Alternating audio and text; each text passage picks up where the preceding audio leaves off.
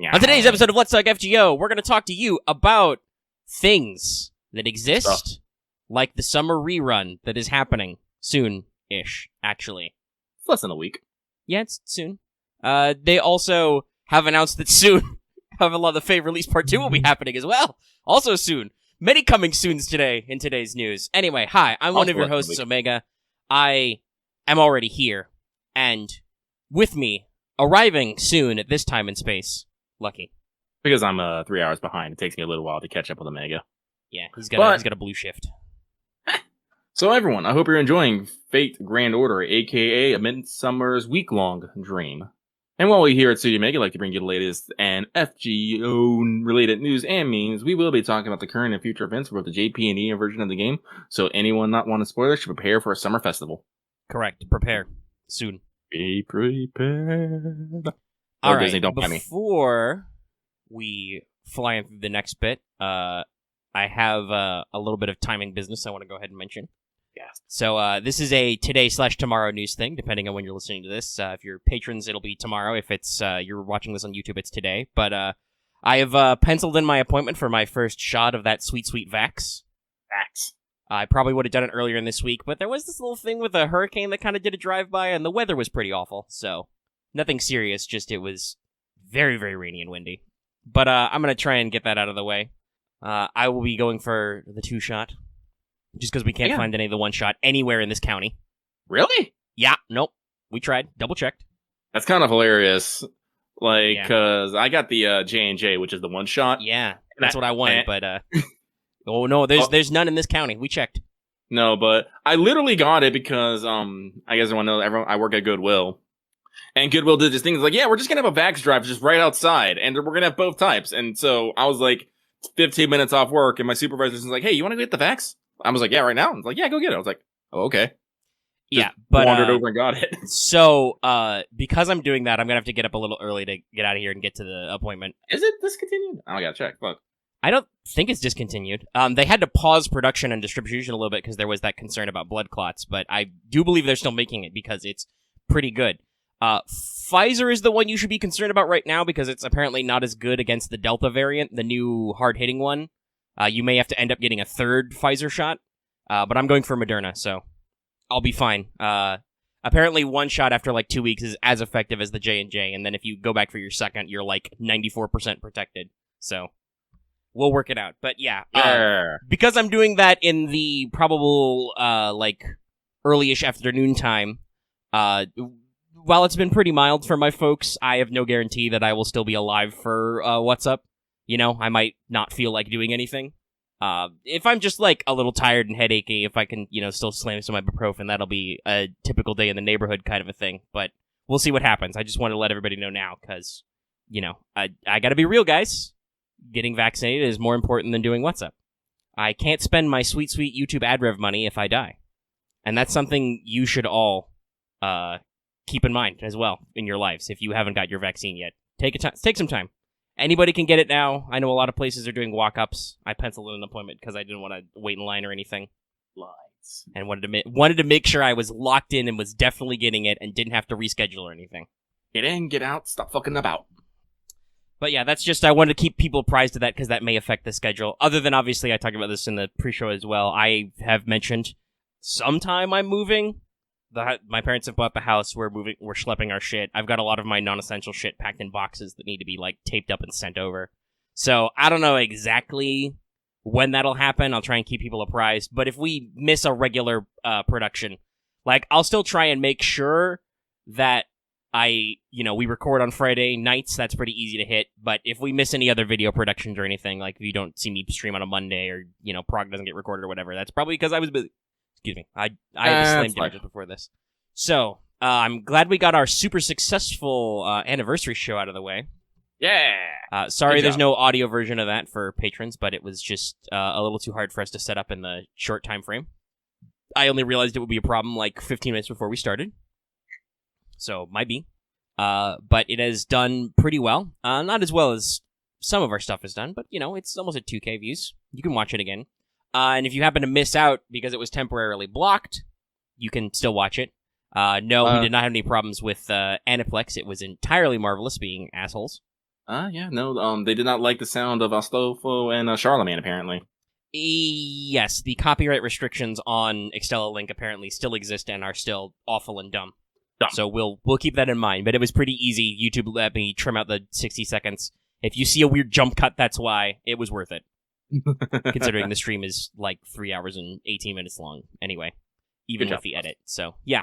But all right, everything should be business as usual other than that. So with the news out of the way, I would like to remind everybody this episode is brought to you by our beautiful patrons like Adam Harp, Ahanga Comics, Akakazima, Kuten, Black G, Carlos Qua, Dragon, Ferris, Jeremy Vasquez, Jonathan Sandoval, Kylie Denton, Legendary Boss Hunter, Liam Kessler, Regent Raptor, Rogue, Robin, Charvor, Shawnee P, some guy named Bob, Soda over Tuver, and Siren23. If you like what we do and want to see us do more, consider supporting us on Patreon. You get access to episodes early and lots of other goodies, and it really helps us out.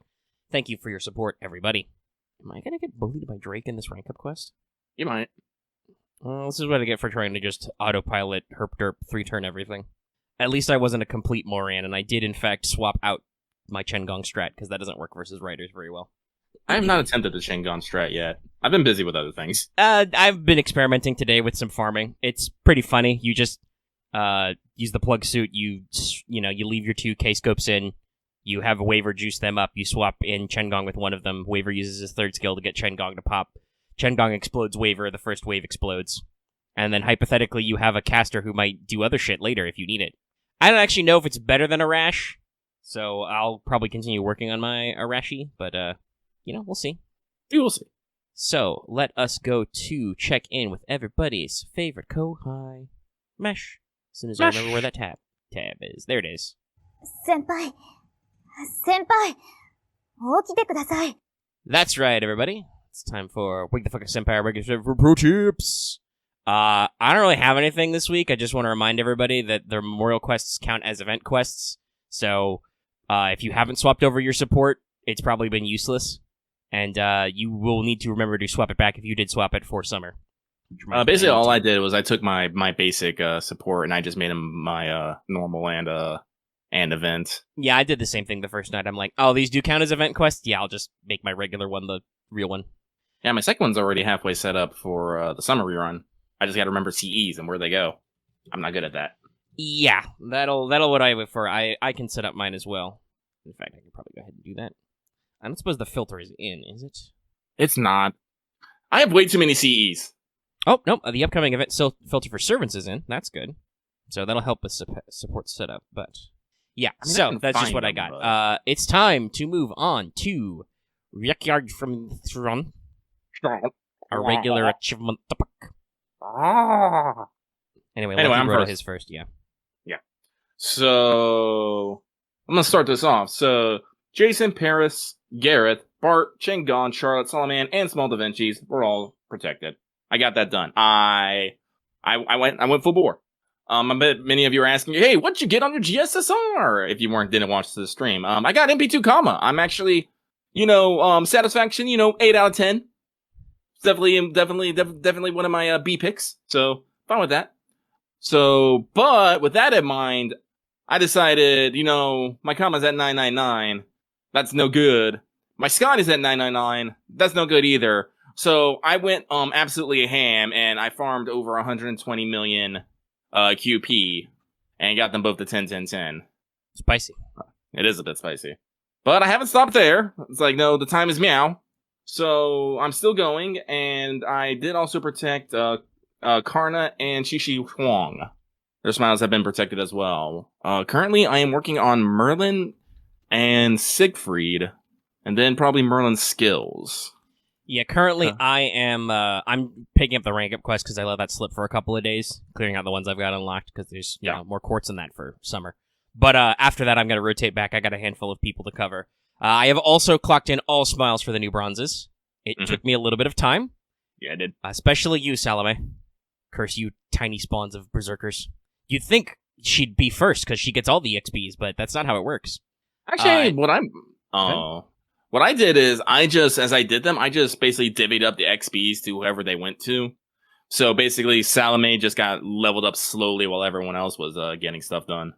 Yeah, that still took me a little bit myself. Yeah. But I also, this should shock nobody, because I think I said I would do it on air last week, but I also immediately used a special ascension on Small Da Vinci. Yeah. fully That's what I locked use up, on. and I think the NP per turn skill is already 10 because that 20% is important. It's very important. Now on my GSSR, in case you didn't listen to that as well, I clocked in NP2 MHX, which is not a good one for me. That's not literally the worst. I could have gotten NP2 of my support casters, which would be basically non-functional, but it's not great. So I countered that by getting NP2 Small Da Vinci. I did say I would be rolling a couple of 10 spins for CEs, and I spent 60 quartz, and I got an NP2 on the SSR. How did this happen? I don't fucking know.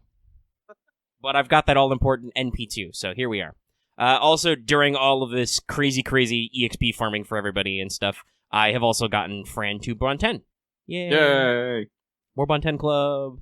I need to put Mordred in the back more, but I'm trying to bond up all my new bronzes. Gareth is taking a little bit. Yeah, no, Gareth takes a while. It's actually very shocking. Yeah. She sucks up a little bit of that bond.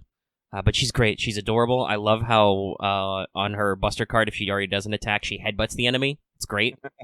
It's stars. Anyway, I don't believe we have any All the World's Evil today, so Robin will put something funny there. Okay.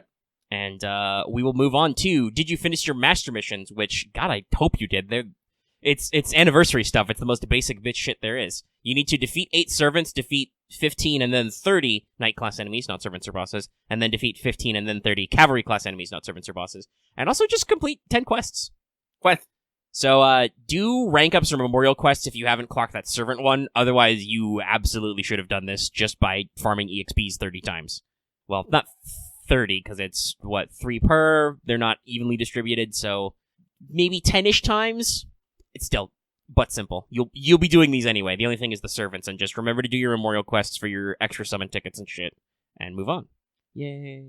Yeah. Alright, well, since we're just speeding right along, he says as we approach almost 15 minutes. I guess the business talk took a little bit out. Let's just move into the news, because it will be fast. Most of our news is announcing that there will be announcements. I mean, that's not entirely true, just we don't usually go into super high-level detail for rerun stuff for NA. That does remind me, I should pull up our channel, because I want to double-check when we did the Summer 3 pre-game.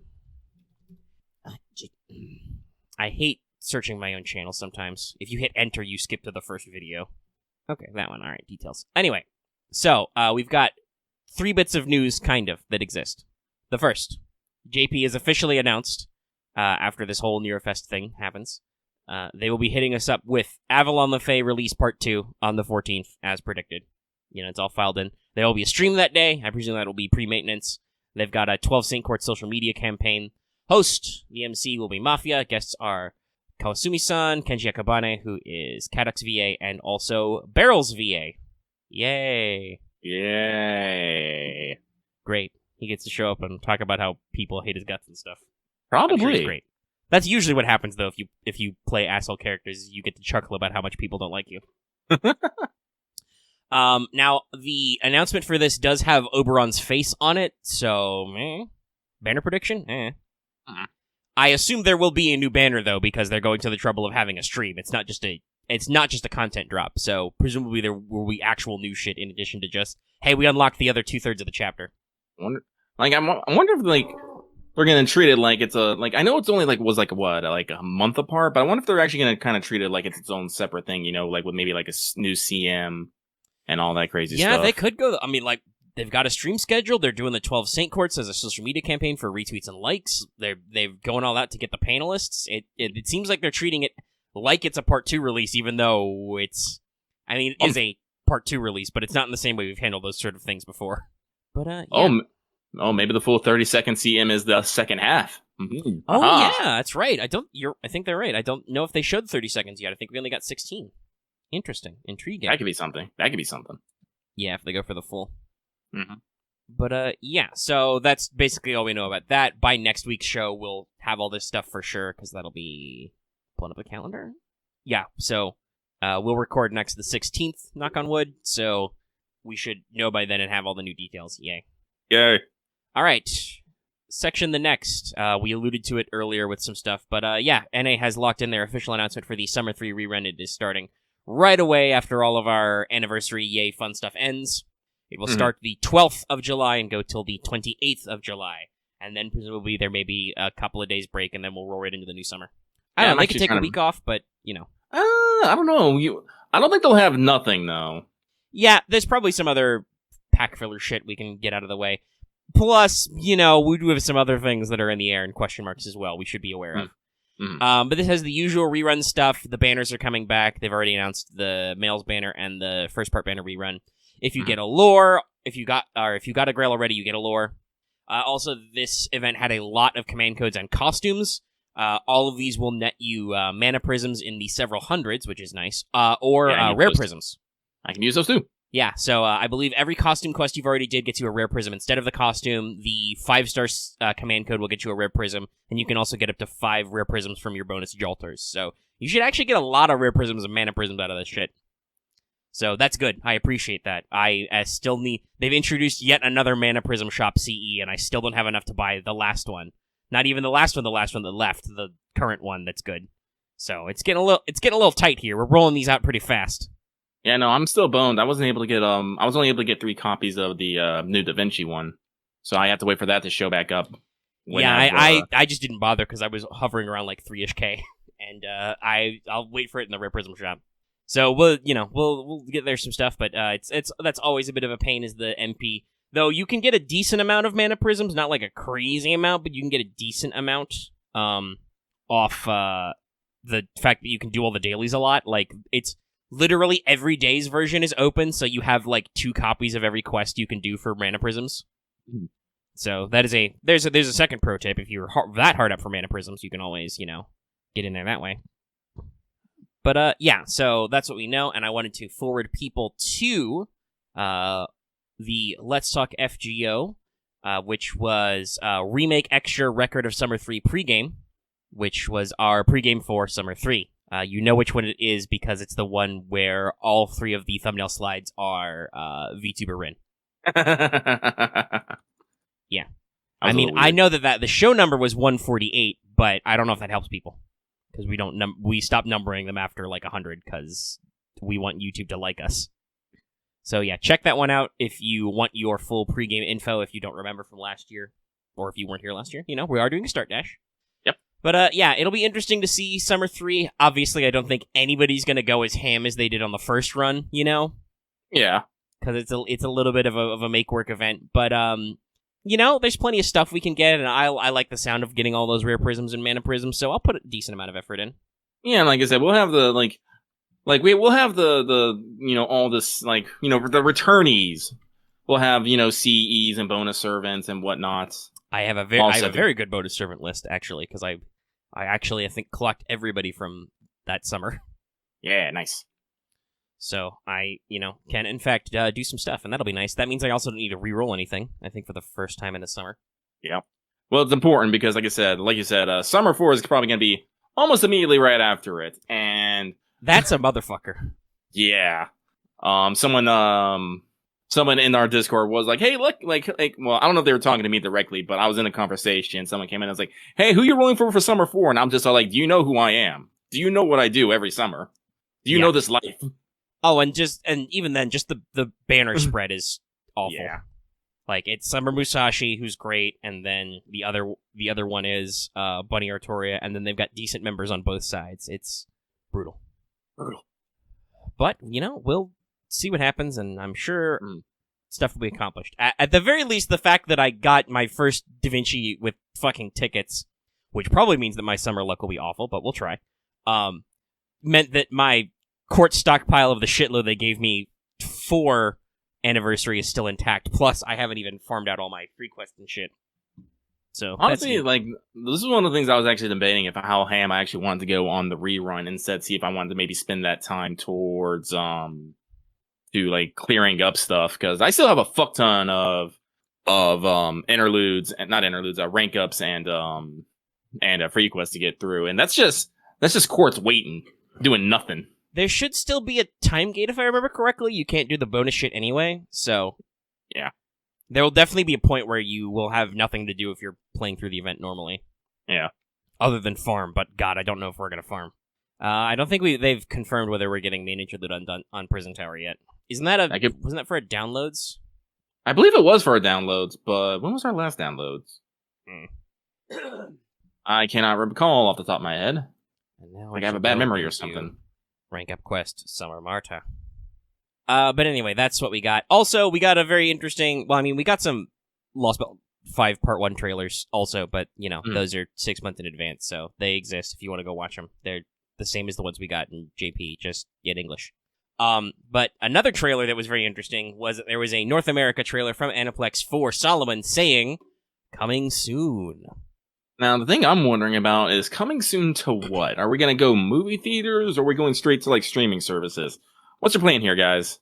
Yeah, I mean, I hope it's streaming services, just because that'll be easier for me, especially given my current situation.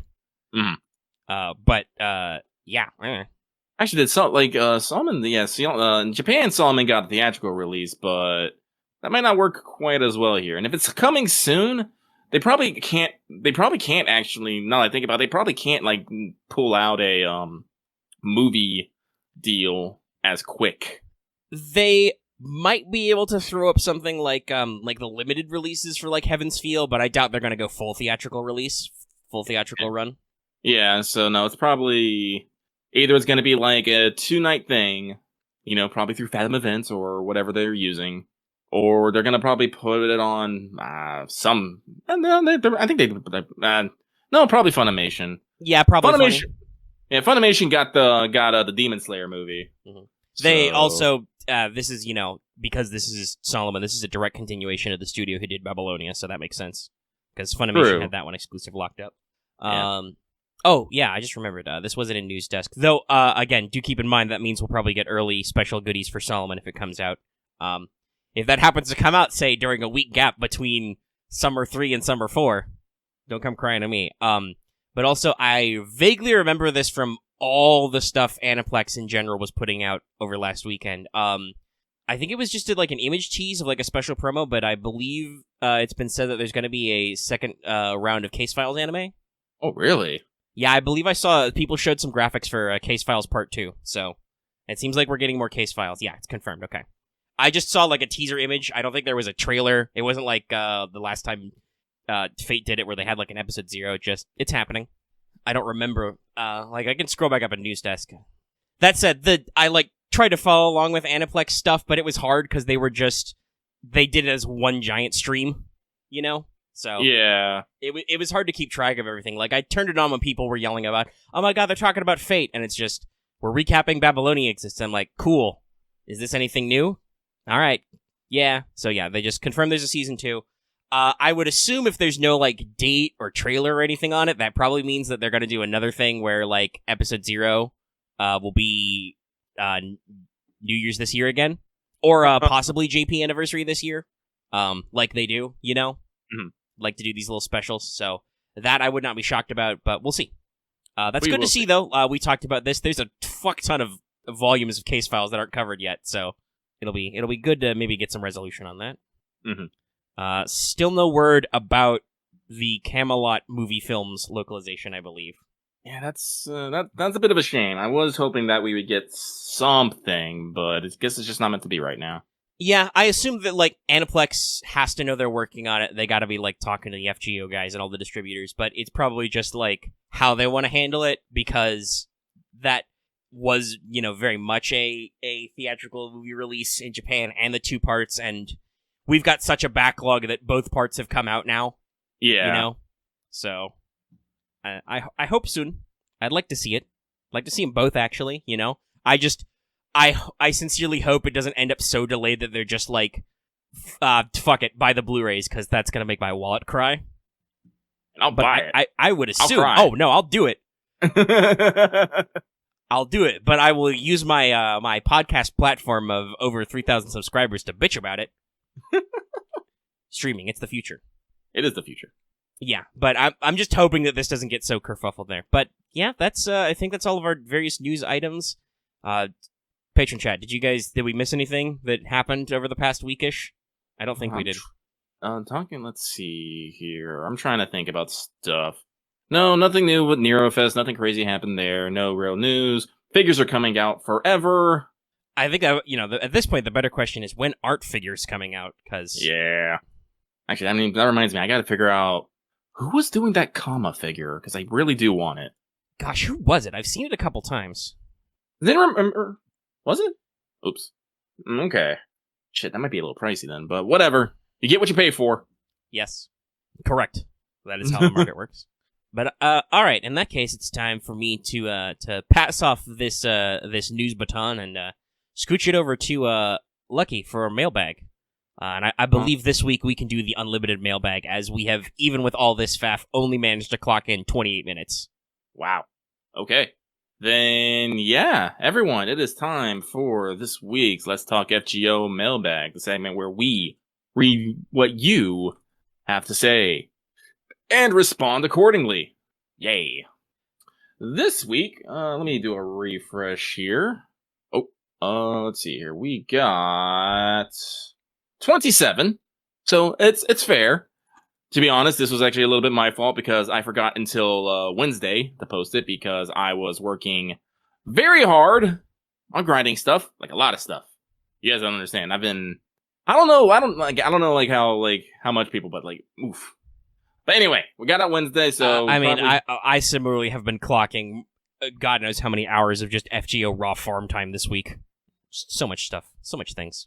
Like, I literally figured out at work, like, the optimal, like, placement of my phone, so anytime I would bring my hand from an article of clothing back to my computer to type something, I could tap a few keys on my phone just so I can, like, start another NP. It was wild. It was wild, y'all. So, that's a list of figure amounts. I'm gonna have to peruse that later. So, with that out of the way, let us get started. This first one comes from Secret Casino King Bun Bun, who says, sending more weekly well wishes. Thank you very much, King Bun Bun.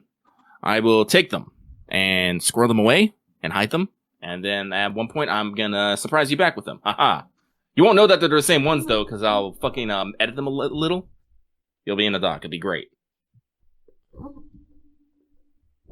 So, thank you very much for that, though. And we're gonna move on. This next one comes from Statistical Improbability. I can word, I swear. 15 quarts, 4 SSR, aka I'm scared. That sounds like a Rule 1 violation. Yeah. Hang on, let me double check here. It's not really a brag, because they're at least saying that they're scared, and I would be too. That's freaky. But also, I demand proof. We do ask that you not put in your alias your roll brags. Yes. Just put them in the body. A lot of people for quite a few months there, it was like 3 or 4 months where people were just putting how good their rolls were in their alias, so Lucky had to read them, and it was kind of annoying. Yeah. What they say? Greetings and salutations, Lucky Omega. Just wanted to say hello. Thanks for all your work for the Soch/channel. Stay awesome and take care. See, they just wanted to brag! Like, if you had like some sort of question or like some questions about odds or something, I've been all like, oh yeah, no, they were actually concerned about this. No! I thought like, hey guys, I got fucking 4 SSRs and 5 pools. Bye! Hashtag humble brag.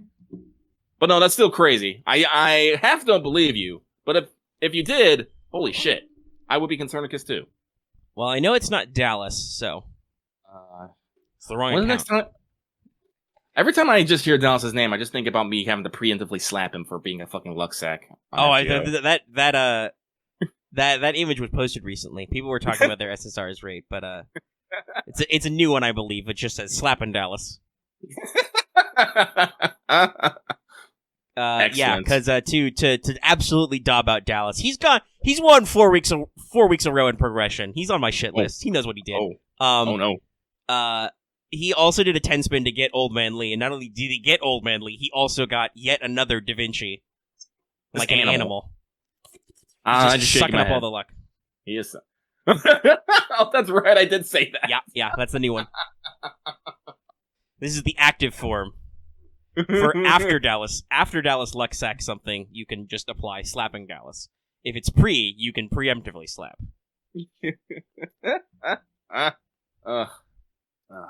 Dallas annoys me a lot of times, but I like having him about. The thing I appreciate about Dallas is I can yell at him and he gets it.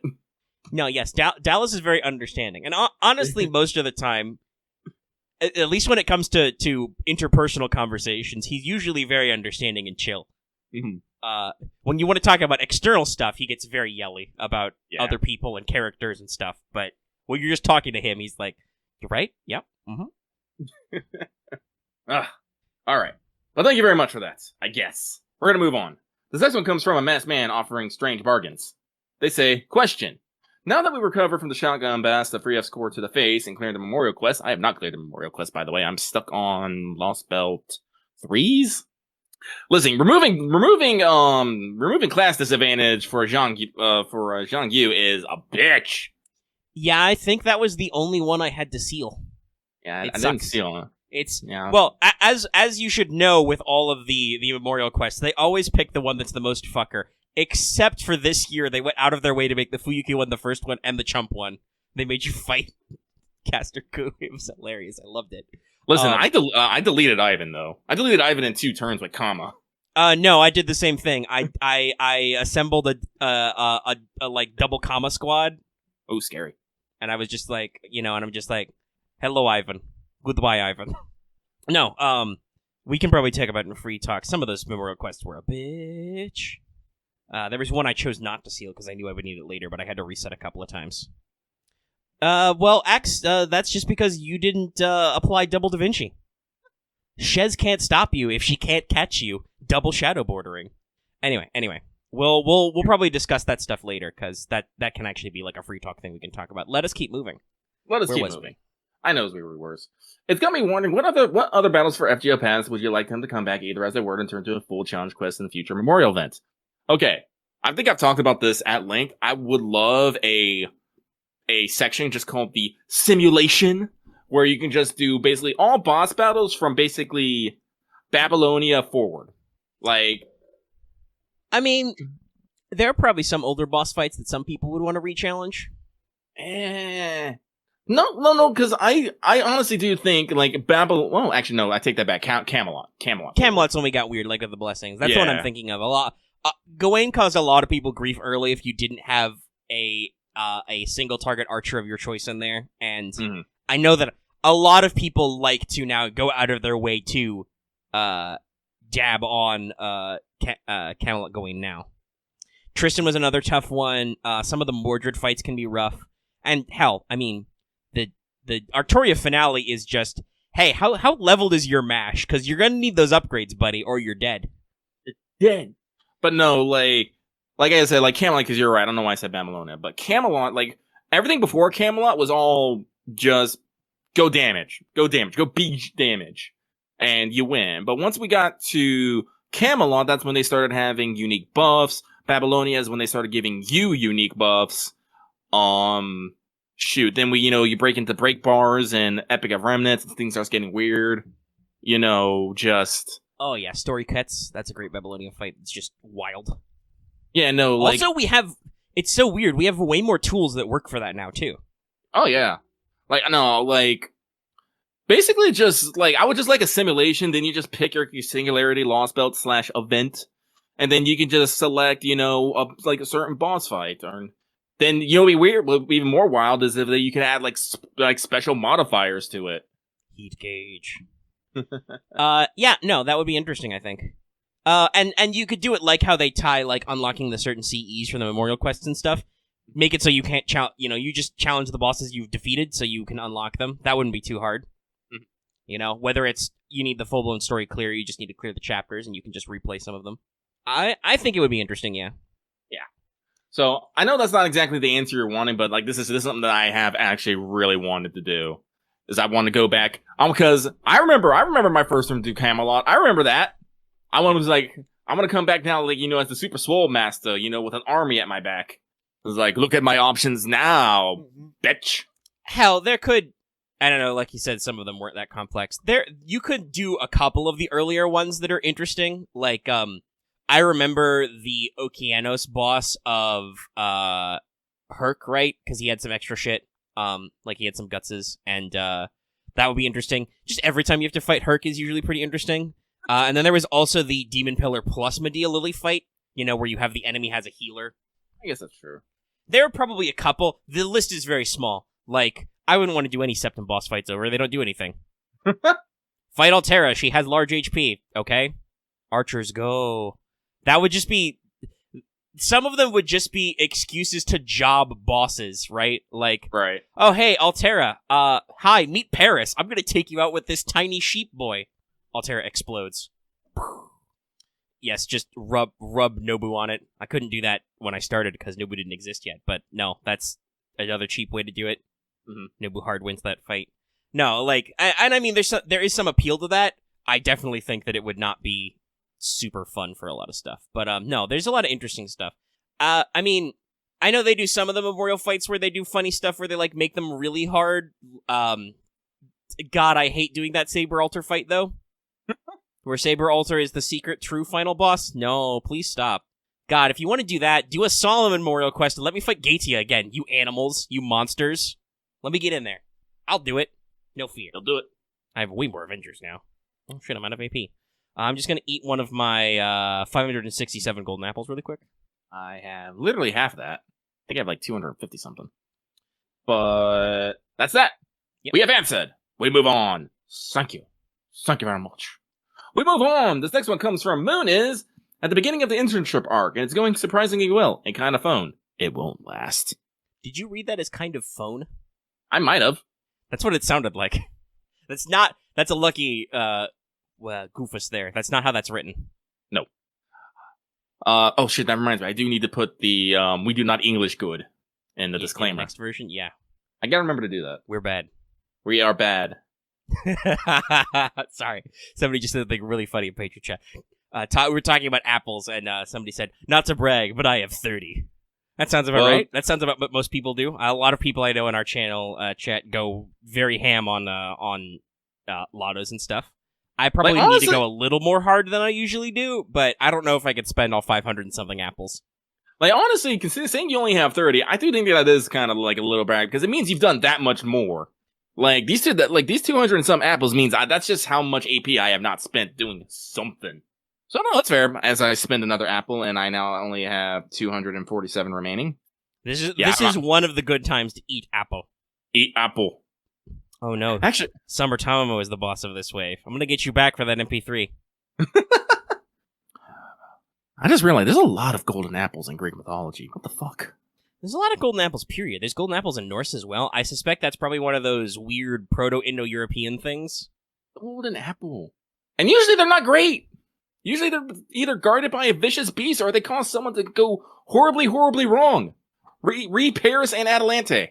Yeah. They just, Jesus. Yeah, I don't know. It's just, there's something about the golden, because there are kind of yellowish apples. I assume it's just the amplification of making things golden. Like the golden fleece. Why is the golden fleece cool? I don't know. It's a sheep that's gold. Though, to be fair, the golden fleece is a literal MacGuffin. Jason's uncle is like, yo, to be king, you must acquire from me one golden fleece on the far-ass side of the Greek islands and countries. Be gone. And Jason was I didn't even think there was a golden fleece there. It just happened to be there, and the king was just like, fuck. And Jason was just like, okay. We'll talk about Jason and Paris later, actually. Yeah. I did not mention that earlier, but I did write my notes for our little bronze spotlight segment, so we do have the first two queued up. Yeah. All right. This person had a question, though. They say, question. Hey, Lucky Omega. Hope you're both doing well. If there's a power you wish you had in the form of a Mystic Eyes, as in one that doesn't exist yet in the Nossoverse type moon lore, what would it be? You assume that I remember what all fucking Mystic Eyes are. So that means Mystic Eyes of setting things on fire is out. Because that is real. There's, Mystic Eyes of Distortion, Mystic Eyes of Clairvoyance, there's Mystic Eyes of Death Perception. Mystic Eyes of making me money. Oh, like the Mystic Eyes of Laser Beams? I would... Just Cyclops Eyes?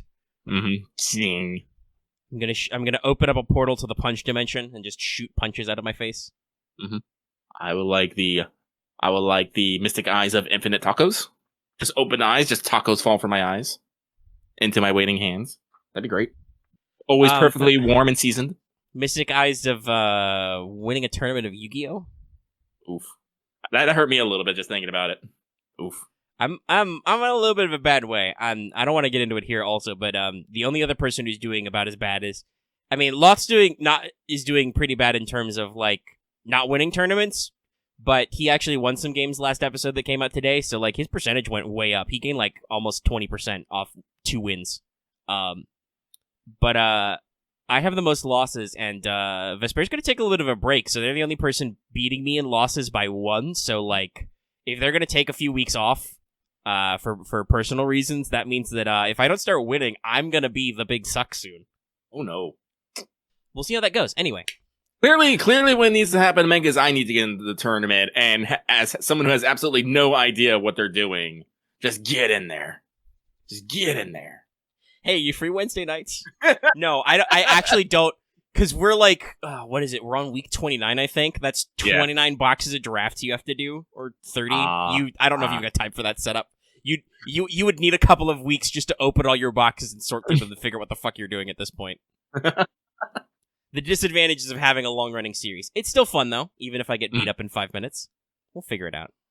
Anyway, we're not here to delve into talking about how cool Prague is, but you should watch it. The last episode was almost 2 hours long, and it's fun. Mm-hmm. If you want to watch Dallas and Axe brick for 20 minutes straight, you should watch that episode. Anyway, that's, I think, everything you're going to get out of us on Mystic Eyes Moon. I had some other Mystic Eyes, but they were wholly impolite for polite society, so I will not say them. Like, ocular powers are cool, but, I mean, I don't know which ones I'd actually want. Like, I don't know, we're going to move on, though. Hey, Chingon's Bond 5. I can now rotate him. Actually, no, I think him and Salome were the last one, so I got to figure out someone else to put in that slot. Heck. Oh, excuse me. Thank you, Carbonation. You're great. I love you. Look, he's drinking an energy drink. What bond level is your Da Vinci? He's 5 already. I put her in the, like I said, I am a whale, kind of, ish, sort of, mostly. So I have 3 MLBK scopes, so I just need AoE riders. It doesn't matter where. So, like, literally, I fire off Blackbeard, Medusa, and Alexander, and it works just fine for QP farming. I think it might Da Vinci up to 666, but she's probably gonna need a little bit more time before I can actually make her mainstay the QP farming route. She will at some point, though, but I also do want to get some of my riders to Bond 10. That's the main reason. Mm-hmm. So guess what? The most Bond cards I have for is, guess what? AoE Berserkers. Yeah, that's technically true for me now. Mm-hmm. I have a Rash, and I don't think I talked about this, but spoilers, I gave a Rash my free Bond Grail, because I'm like, I use this guy all the time. Is there a wave of enemies I can explode? A Rash.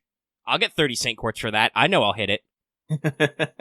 And some people are like, but for love and stuff, and I'm like, listen, I like a lot of units.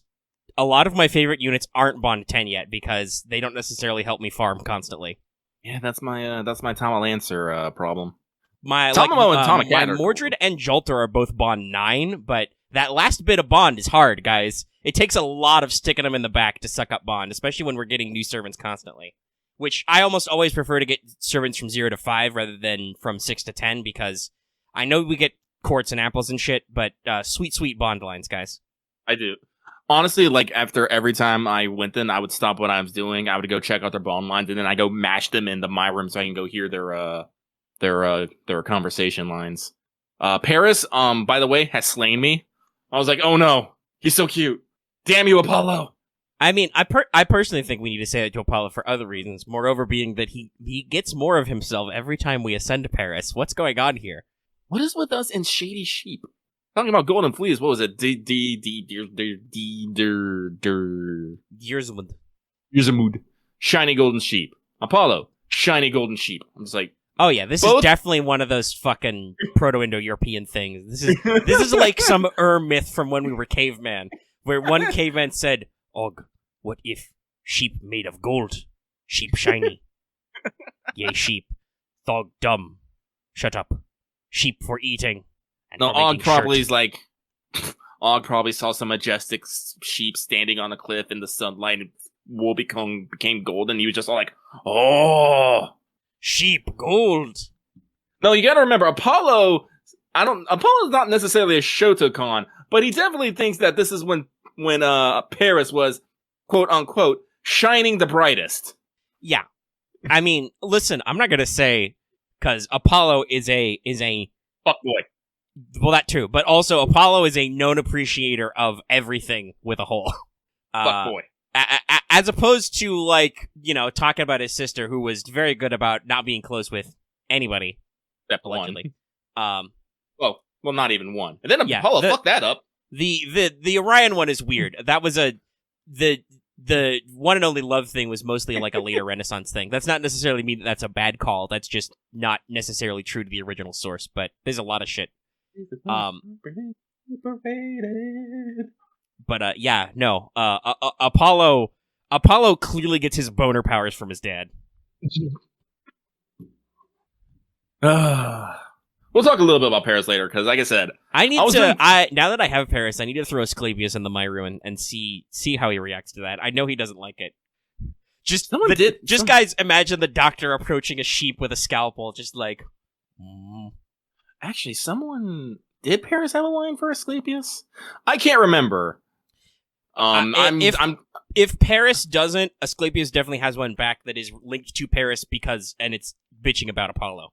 Probably. Let's see, I remember he has one I love how serious Asclepius is. I just imagine him meeting the sheep in the hallway and just, like, zooming in and, like, Dad, the fuck? Oh, so odd.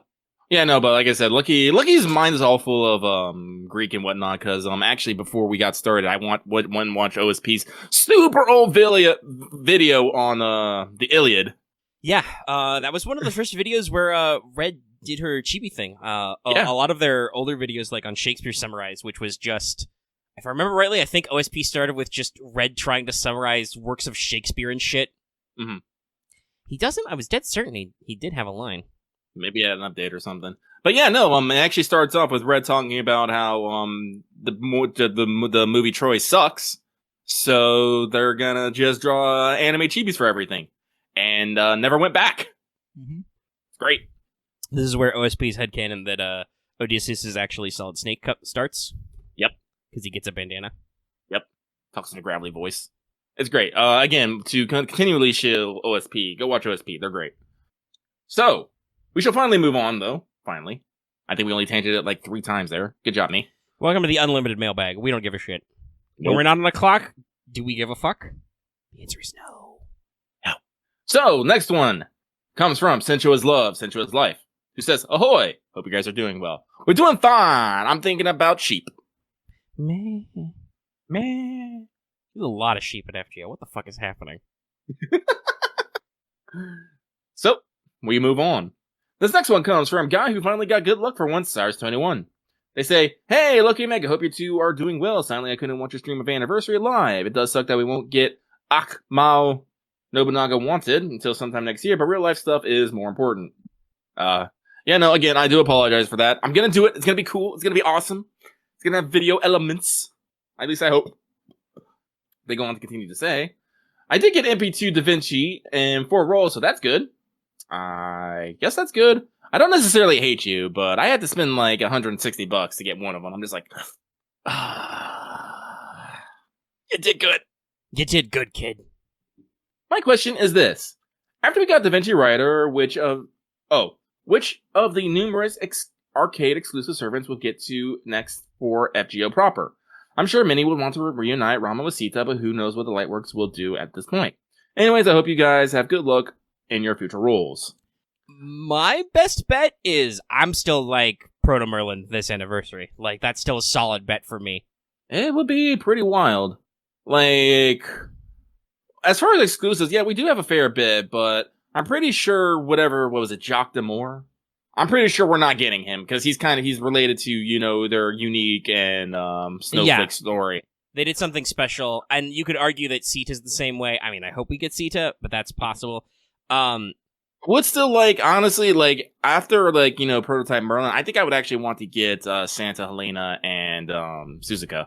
Yeah, those would be pretty good. I'd love access to them, even if it's just, costumes for them or something, if they don't want to, port the full welfares. Especially after... Oh, excuse me, sorry, a little burpy. Gosh, I don't remember what event it was, but there was was it the Amazon CEO? There was a backdrop shot of, a merch store with Santa Suzuka, and I'm just like, how dare! How very dare! That said, the most likely, I think, would be Satanta, because he was a welfare, and that's the same thing they did for Da Vinci. It was the Akiba event. Yeah, that makes sense. The Akihabara event. So but yeah, the fact that Satanta was a welfare in JP, I think makes the most sense that they'd port him either as a welfare or as a new unit for us as well. Yes.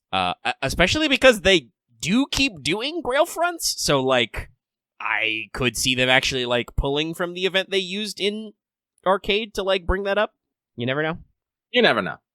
But yeah, so yeah, number 1 for me will be Prototype Merlin. Tied for number 2, Santa Helena and Suzuka, and number 3 will be Satana. And I think most likely to show up personally. Yeah. All right, we're gonna move on. The next one comes from Run Raver. It's the Chingon missile system. I do hear that it is in heavy effect. Yeah, no, I feel a little bit bad for Waver. He just appears for his buffs and then gets exploded. But hey, it's efficient. Chengong kills waves and he doesn't even need any skill levels. I feel like that's kind of just Waver's lot in life. He'll get wrong, go out, and just tossed into battle. It's like, here you go. It's like, oh no. Anyway, they say, evening all. I got no question this week. I got an Okita from the DSSR and 2 copies of Da Vinci Rider. Good job on getting 2 copies of Da Vinci Rider, Omega. Have fun with the new low-level welfare servants and Da Vinci. I don't really want to call them welfares. I mean, yeah, it took me 300,000 FP to NP5 everybody. Same for me, but that's because I accidentally burnt my NP5 Jason and had to start all over with him. I'm still not entirely sure how I did that. Like, I think they should auto-lock. You must have fat-fingered something somewhere. I think I did, because for some odd reason I had a locked Alexander. I'm just like, why? It is true that I do not necessarily like how the locking, unlocking... Like, I know it's simple to lock all, but it's also just as simple to unlock stuff sometimes. It's a little finicky. Clicking things, buttons. Buttons and stuff. But yes, I had to invest a decent amount of the FP to get everybody out. I still have plenty left over, but it was still... That was a good chunk of day 1, was just rolling FP gotcha. One ham. Jason, I believe, was my first new one I got, and I think he was also the first NP5. Salome was the slowest NP5. Thank you for the super suck. Go, Merlin, that's go. Great. That's the good stuff. Just getting that little level completed ding when you didn't think you were gonna get it. You're like, oh yeah. Extra. Ooh, yes. But we're going to move on. So, thank you very much. This next one comes from The Eternal Storm, who says, good day to you both. I hope you are keeping well. Question. What did you think of the Memorial Quest? I enjoyed seeing how much I have grown from when I fought the bosses during their story chapters. So far, I'm mostly enjoying them, but we'll actually talk in length about them later when we actually reach Free Talk, so stay tuned. Yeah, I think the question there is, do we answer this now or do we do it in Free Talk? We'll probably do it in Free Talk. That's one of the few things we can actually talk about after the mailbag break. So we'll come back to this. I have thoughts and feelings about certain quests that involve certain story chapters I didn't like, reminding me why I didn't like them. Is it the one you think it is? Find out later. Stay tuned. Give me that ad rev. I'm trying to make, money noises, but it's just my hand slapping. I don't think it's going to pick up very well. I could, drop some coins into a jar or something. Nah, it's fine. I'm sure I have a jar of change somewhere I could shake to. It's okay. Okay. When we get a camera, you guys can see me make, grabby hand gestures. Money, money, money, money, money, money. Come on! Get the money. So this next one comes from Master, who says, I'm fine. Just fine. I don't know if that's the intent you actually have, but that's the way I'm going to say it. But they say, hey, look at Omega, how goes the stuff? I had an odd week between game and IRL. And, yeah. Had the most whack job interview. Whack. But I got Sorry, I had to release the anger. But I got an MHX altar of GSSR, a tier pool, but got spooked by Scheherazade, now MP2, on the Da Vinci Lily banner, which was slightly confusing given the supposed low chance of spooks post the anniversary. I apologize for the ramble, I'm still perplexed. The question to you is, what is your most perplexing spook? The one that gave you the most of emotions. Best of luck to the two of you on your rolls. I'm heading back to Chingon, eating Medusa for QP farming. Rude. God, what was my... I think it was Enkidu when I was trying to roll a Resh. It was probably my most spook. Well, actually, no. Technically, if you can qualify this as a spook, my most absolutely bamboozled I have ever been rolling was Valentine's, ironically, the MHXA year. I scrounged up enough Saint Quartz, I think, off like 50 days or something to do one more pull. And I got Maeve off it when it was not Maeve's raid up day, though she was still in the pool. That was a weird one. I was just like, I can't even. What? How is this possible? Is this supposed to happen? I don't even. Can't even. Literally can't even. Upgraded it all the way to literally can't even. People talking about when I got quiet. It's like, did a call scratch? Yeah, no. That was a great, like, you nailed that perfect eerie silence of just like, yeah, nope. I know I paused. Okay, so thank you. I guess we move on. This next one comes from Dave Kustianangelaregan. I don't know if I fucking said that right, but I don't care at this moment. But they say, do you ever notice some characters where weird? You spelled that wrong. Well, no, they spelled it weird. Do you ever notice some characters wear weird small gloves that don't cover their whole hand? Like it only goes up to their thumb, leaving the palm out for all to see? Bartholomew was the most recent aggressive example of this. I have seen them. They're actually called half gloves. Yeah, that's a legitimate style, my dude. There's actually a lot of reasons why you'll modify a glove, both not just the classic fingerless glove, but like just you will modify the glove for different uses to protect different parts of your hand. Sometimes you leave the thumb exposed, for instance. Sometimes you leave the palm exposed to improve your grip. Because gloves look cool, but they're not always great for you. No, they're usually cumbersome in some form or fashion. So yeah, that's why it looks good, but also they have reasons. But with that, we shall move on. I can't tell you why people wear them. Like I said, I'm not a glove expert, but there probably is a reason. And it is almost assuredly related to grip or dexterity. But we shall move on. This next one comes from Yorokobe Zashu. Oh wait, no, wrong Yorokobe. Whatever. I can't do a Gil voice. It's very singular. I can almost shitty priest very well. But they say, greeting guys, just wanted to add my records from the throne. I managed to pile a Da Vinci with 10 tickets. And while rolling for bronzes, I managed to get my second copy of Angry Mango. Congrats, my dude. Actually, how many tickets did it take you, Omega?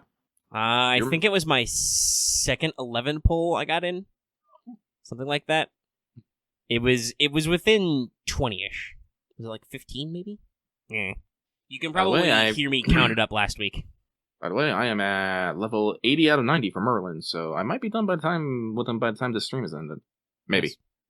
Nice. By the way, I want to throw this out there. I still have a second copy of Angry Mango, even after spending another 300k FP. Yeah, I didn't get one either. I think mine's like MP2 or 3, regardless. Oh, Merlin, you are a fucking sleaze. Sorry, I'm listening to his Final Ascension line. You asshole. Whatever. Yeah, so thank you very much for that. Glad that you got good stuff. Good stuff is good. We shall now move on. This next one comes from Yas, the one who congratulates, who says, "Grats to all who got blessed roles in the GSSR. With the bless from Old Man on the Mountain, the only old man I'm missing now is Moriarty. As for my question is, I was wondering what the Likers could implement for the 6th anniversary to help us. 6th anniversary to help fix CEs with low stats, Bond CEs. The idea will be similar to faux pawn.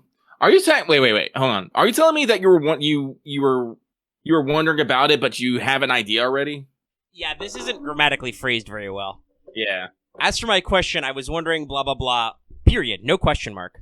Yeah. Then the idea, as if there are no other ideas. Oh wait, then they have a question. Yeah, and then they qualify it. The grammar's still a little weird though. All right. The idea would be similar to faux pawns that we are now getting now, but we can use to give extra HP or attack stats to CEs. Do you think this would be enough to fix the CEs, or do you think this would be do you think in order to make them more playable, there needs to be a full rework of Bond CEs to give them stronger effects? Well, so I don't think the system would work because unless it was Bond CE exclusive, you would just use it on CEs that are good anyway. But also, I don't actually think you need to do a full rework of Bond CEs to give them stronger effects. Just give them stats. I don't know if the Lightworks has like a reason to not do that, but I'm pretty sure they could. Like, they've given story supports CEs now. Really good ones. Hell, even in we didn't talk about this a lot, but during Guda Guda Final Hanoji, yeah, that's right. The story supports came with the damage boost CE most of the time. And story, yeah, but if you had to grab them for the free quests or whatever, they would have event CEs for like, damage for bonus, for drop bonuses.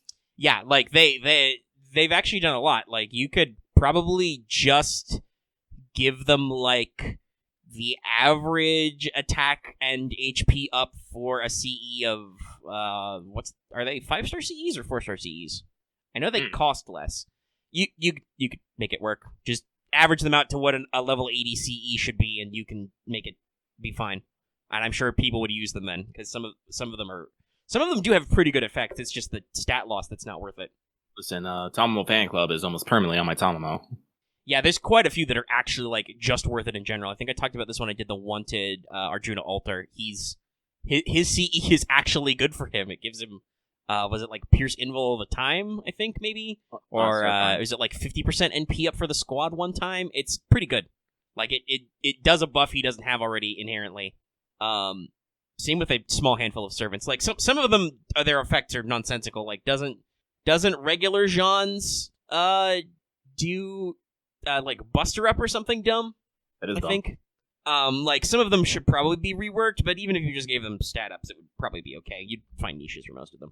Let us move on further, unless Lucky has a specific idea about how to fix Bond CEs. No. Well, I think my original idea for Bond CE is not even to have CEs, just give all servants just whatever the Bond CE effect is as a passive and just leave the fucking slot open. That also works. That might, unfortunately, be more mechanically complex to implement. Yeah. But that's what maybe a little mechanically implement, but you just make it like a passive skill or something.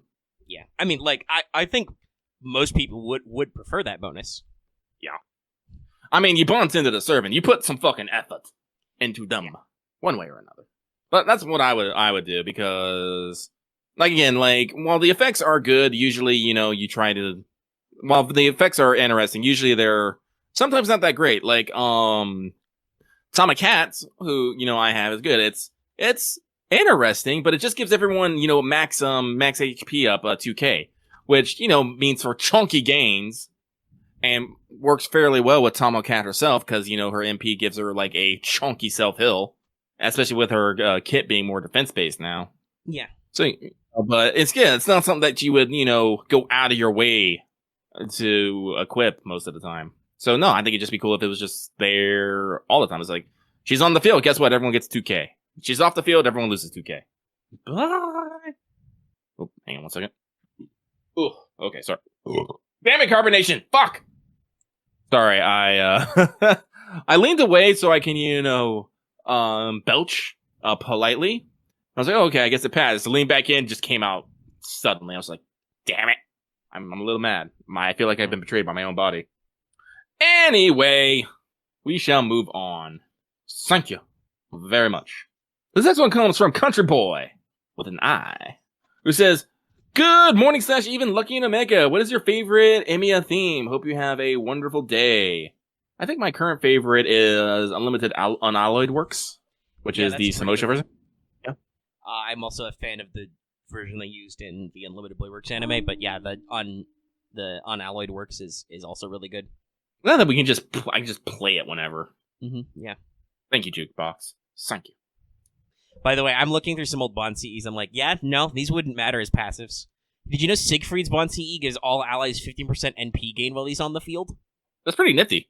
It's nifty, but not necessarily worth getting out.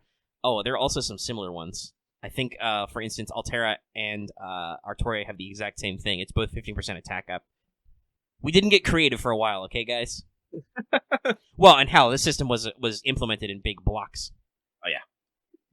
But we're going to move on. The next one comes from It Can't Be Helped. But they say... So a couple weeks ago, I asked you about your favorite Maru limes for new servants and was a little disappointed, but not entirely surprised when both of you had said you hadn't checked them out. Personally, the biggest hook of FGO for me is the characters, so I instantly put them in my room to hear their voice lines, and in the back line of farming teams to get the bottom lines and lore. Getting so many servants once has left me a little flustered. Do you really not care, or is that too much work to you guys? P.S. Fuck you. Sorry, that's my answer to my question. Fuck you. That is very harsh, Omega. Sheesh. I'm sorry, I don't like it. Like, you're calling me out. Did you not care, or is it too much work? I mean, as often we call out other people for shit. I was like, Just take it a little bit, Megan. Sheesh. But I will answer the question. Like, no, it's not too much work, but like I said, I have a fuck ton of servants. I literally do have a fuck ton of servants. I have been working my ass off trying to get the ones that I have now. And when my farming teams is, the way my farming team is, I have 3 K-scopes, which take up a lot of space. Also, I'm trying to work on several and getting them up to bond 10, so I don't necessarily have the time to work in getting all the bonds in. Not to mention, I don't necessarily care about every single servant I get. Well, I think I phrased that wrong. I do care about them, but I usually am okay to wait because guess what? I've been playing this game for, was it 4th anniversary? Yeah, we just cleared 4. So 4 years. Yeah, I've been playing 4 years, and I've been rolling constantly. God, actually, how many? It's easier. I actually found this out. It's easier for me to show you the list of servants I don't have rather than the servants I do have. Yes, I believe that has come up before. So I have a fuck ton of servants. I only have so much time, and like I said, I have when I get into a mood, I will go ham. Like I said, I have fully leveled 10 servants, and except for Chinggong and Salome, I have looked through all their lines. Because I do the same thing. When I level them and get their bond, this has to be the combination. Once I get them up fully... I mean, to give a real answer, I'm not gonna half-ass it and look at their lines right away when I get them when I know I'm gonna unlock a bunch more once I ascend them and then bond them. Yeah. So once I fully level them and get them to bond 10, yes, I go through the entire list and then look at them all then. Because then, I can check their bond lines 1 through 5. I go through all of them because I actually go into their voice line profile so I can just find them there. Because fun fact, your My Room will only play the latest bond line you have. They won't give you all of them. And then it's even weirder because of we're getting servants who have multiple ascensions and then different lines per ascension. Avenger, Nobu, Akama, and whatnot. That's right. I haven't actually tried to work through Nobu because I haven't had time to max out all the bond of all my new servants either. Yeah. Bond farm. I think did I talk about this on air? No, I think I didn't yet. I'm Gareth is in the back of my 3-turn farming team in the 1 free slot I have. Because that's how many slots you get when you do this. Actually, I'm gonna take a picture of this. Hang on. But she actually takes quite a bit of work to bond. I think she's only bond 3 so far. And I've had her in there since I rolled her the first day. I have not been quite going as ham on EXPs as Lucky has. Yeah. But she's in there when I'm doing rank ups right now. It's a lot of work. I will say, I'm not gonna say I'm sorry about the fuck you. I did actually feel a little personally attacked there. No, I did. Some I people did in too. chat agreed. I don't know. Maybe it's just because as I call them the brain trust, I hang out with these animals too much. I feel like a casual fuck you is easier to throw out. But it just you had a really, really judgmental, assumptive stance there, and no, I do the work, but and we've talked before how much we love the fucking characters in the story. We do that constantly. It's just, have I had time to do that yet? It's not immediate. I need time to do it. It's asking me oh, don't you love your servants? Why don't you have all the skill cookies you need? You just need to farm lottos forever. And I'm I don't have the time to physically farm the lotto.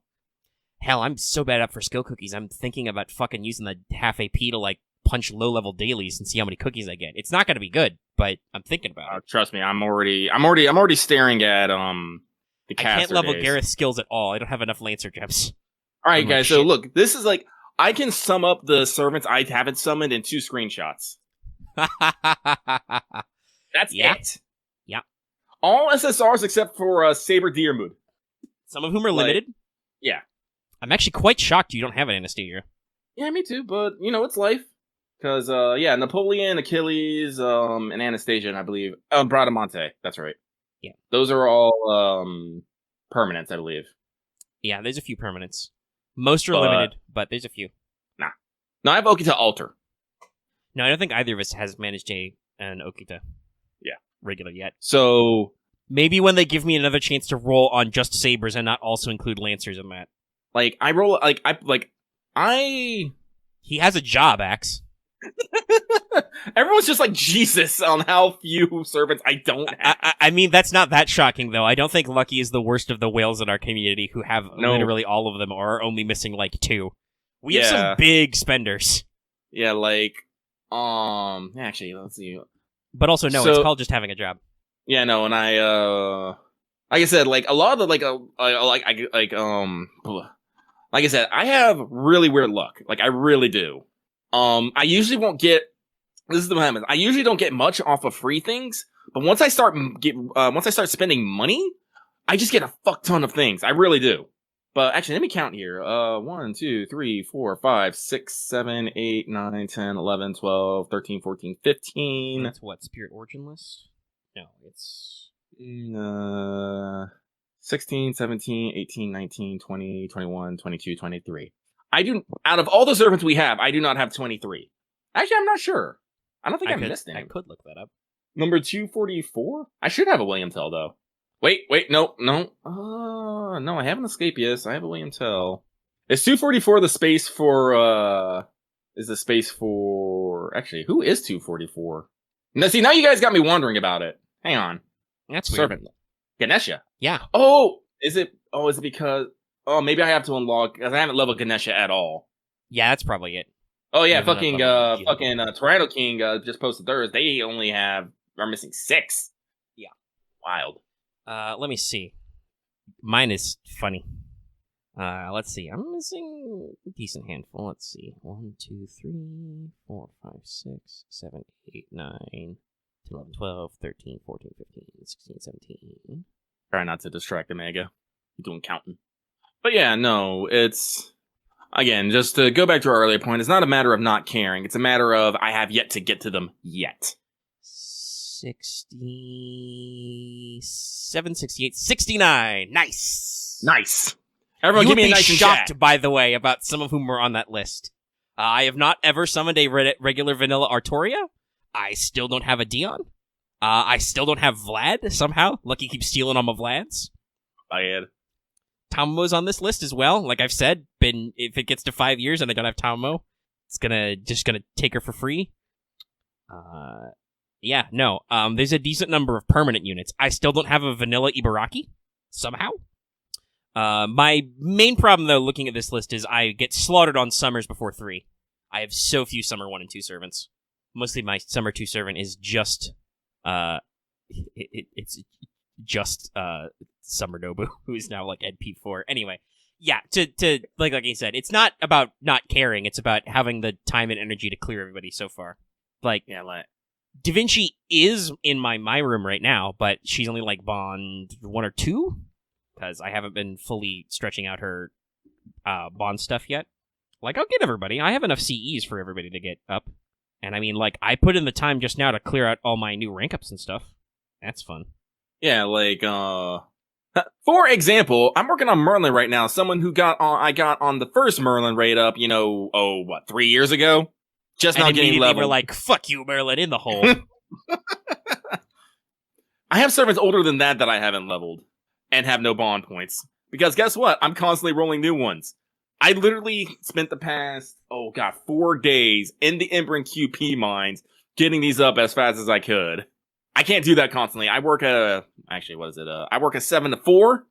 I do multiple show recordings. I have a life. It's like, sometimes I like to watch anime and play video games. Okay, I do home projects. A few levels to round out, but I think the servant I need to... Oh, no. William Tell's not full ascension. Okay, that's what I need. To the Archer Mines. I was like, I think Mori is my only unleveled servant. No. Then I have multiple gacha games I'm playing. Like, FGO, even though we do a weekly show about it, and we usually spend several hours talking about it, FGO is not my prime concern in life. No, this is what I talked about with, like, the vaccination thing. Like, I got more important shit to do. Because I'm going so ham on FGO, I'm way behind on a lot of stuff. There's a shitload of TV I need to watch. Just the first episode of the new Dragon Maid came out, right? It's good. Yes, we'll I know. Talk about I just that tomorrow. haven't watched it yet. I need to catch up to it. I feel vindicated in knowing how everyone was going to react. Yes, you called it pretty exactly. I think I've already retweeted some things about this. It's intriguing. But I still haven't caught up on Loki or Bad Batch. There's that sequel series to fucking Leverage that came out on Amazon. I haven't watched it all. Red's freaking out about it. I know she loves Leverage too. Like, I'm like, I need some fucking time to do stuff. I can't read books because all my new books have gone in a box because those were non-essential, so that's at least something I can't do without fucking up my packing. But, like, we're busy. We're busy people. I Also, will get like- to everybody's new bond lines sometime. But anyway, so again, Omega's not apologizing. I do think he was a little over spicy, but again, please mind how you say things and how it may sound to other people. So, with that though, we move on. I lost mailbag. Why not? Oh, there it is. He found it. He found the bag. I found it.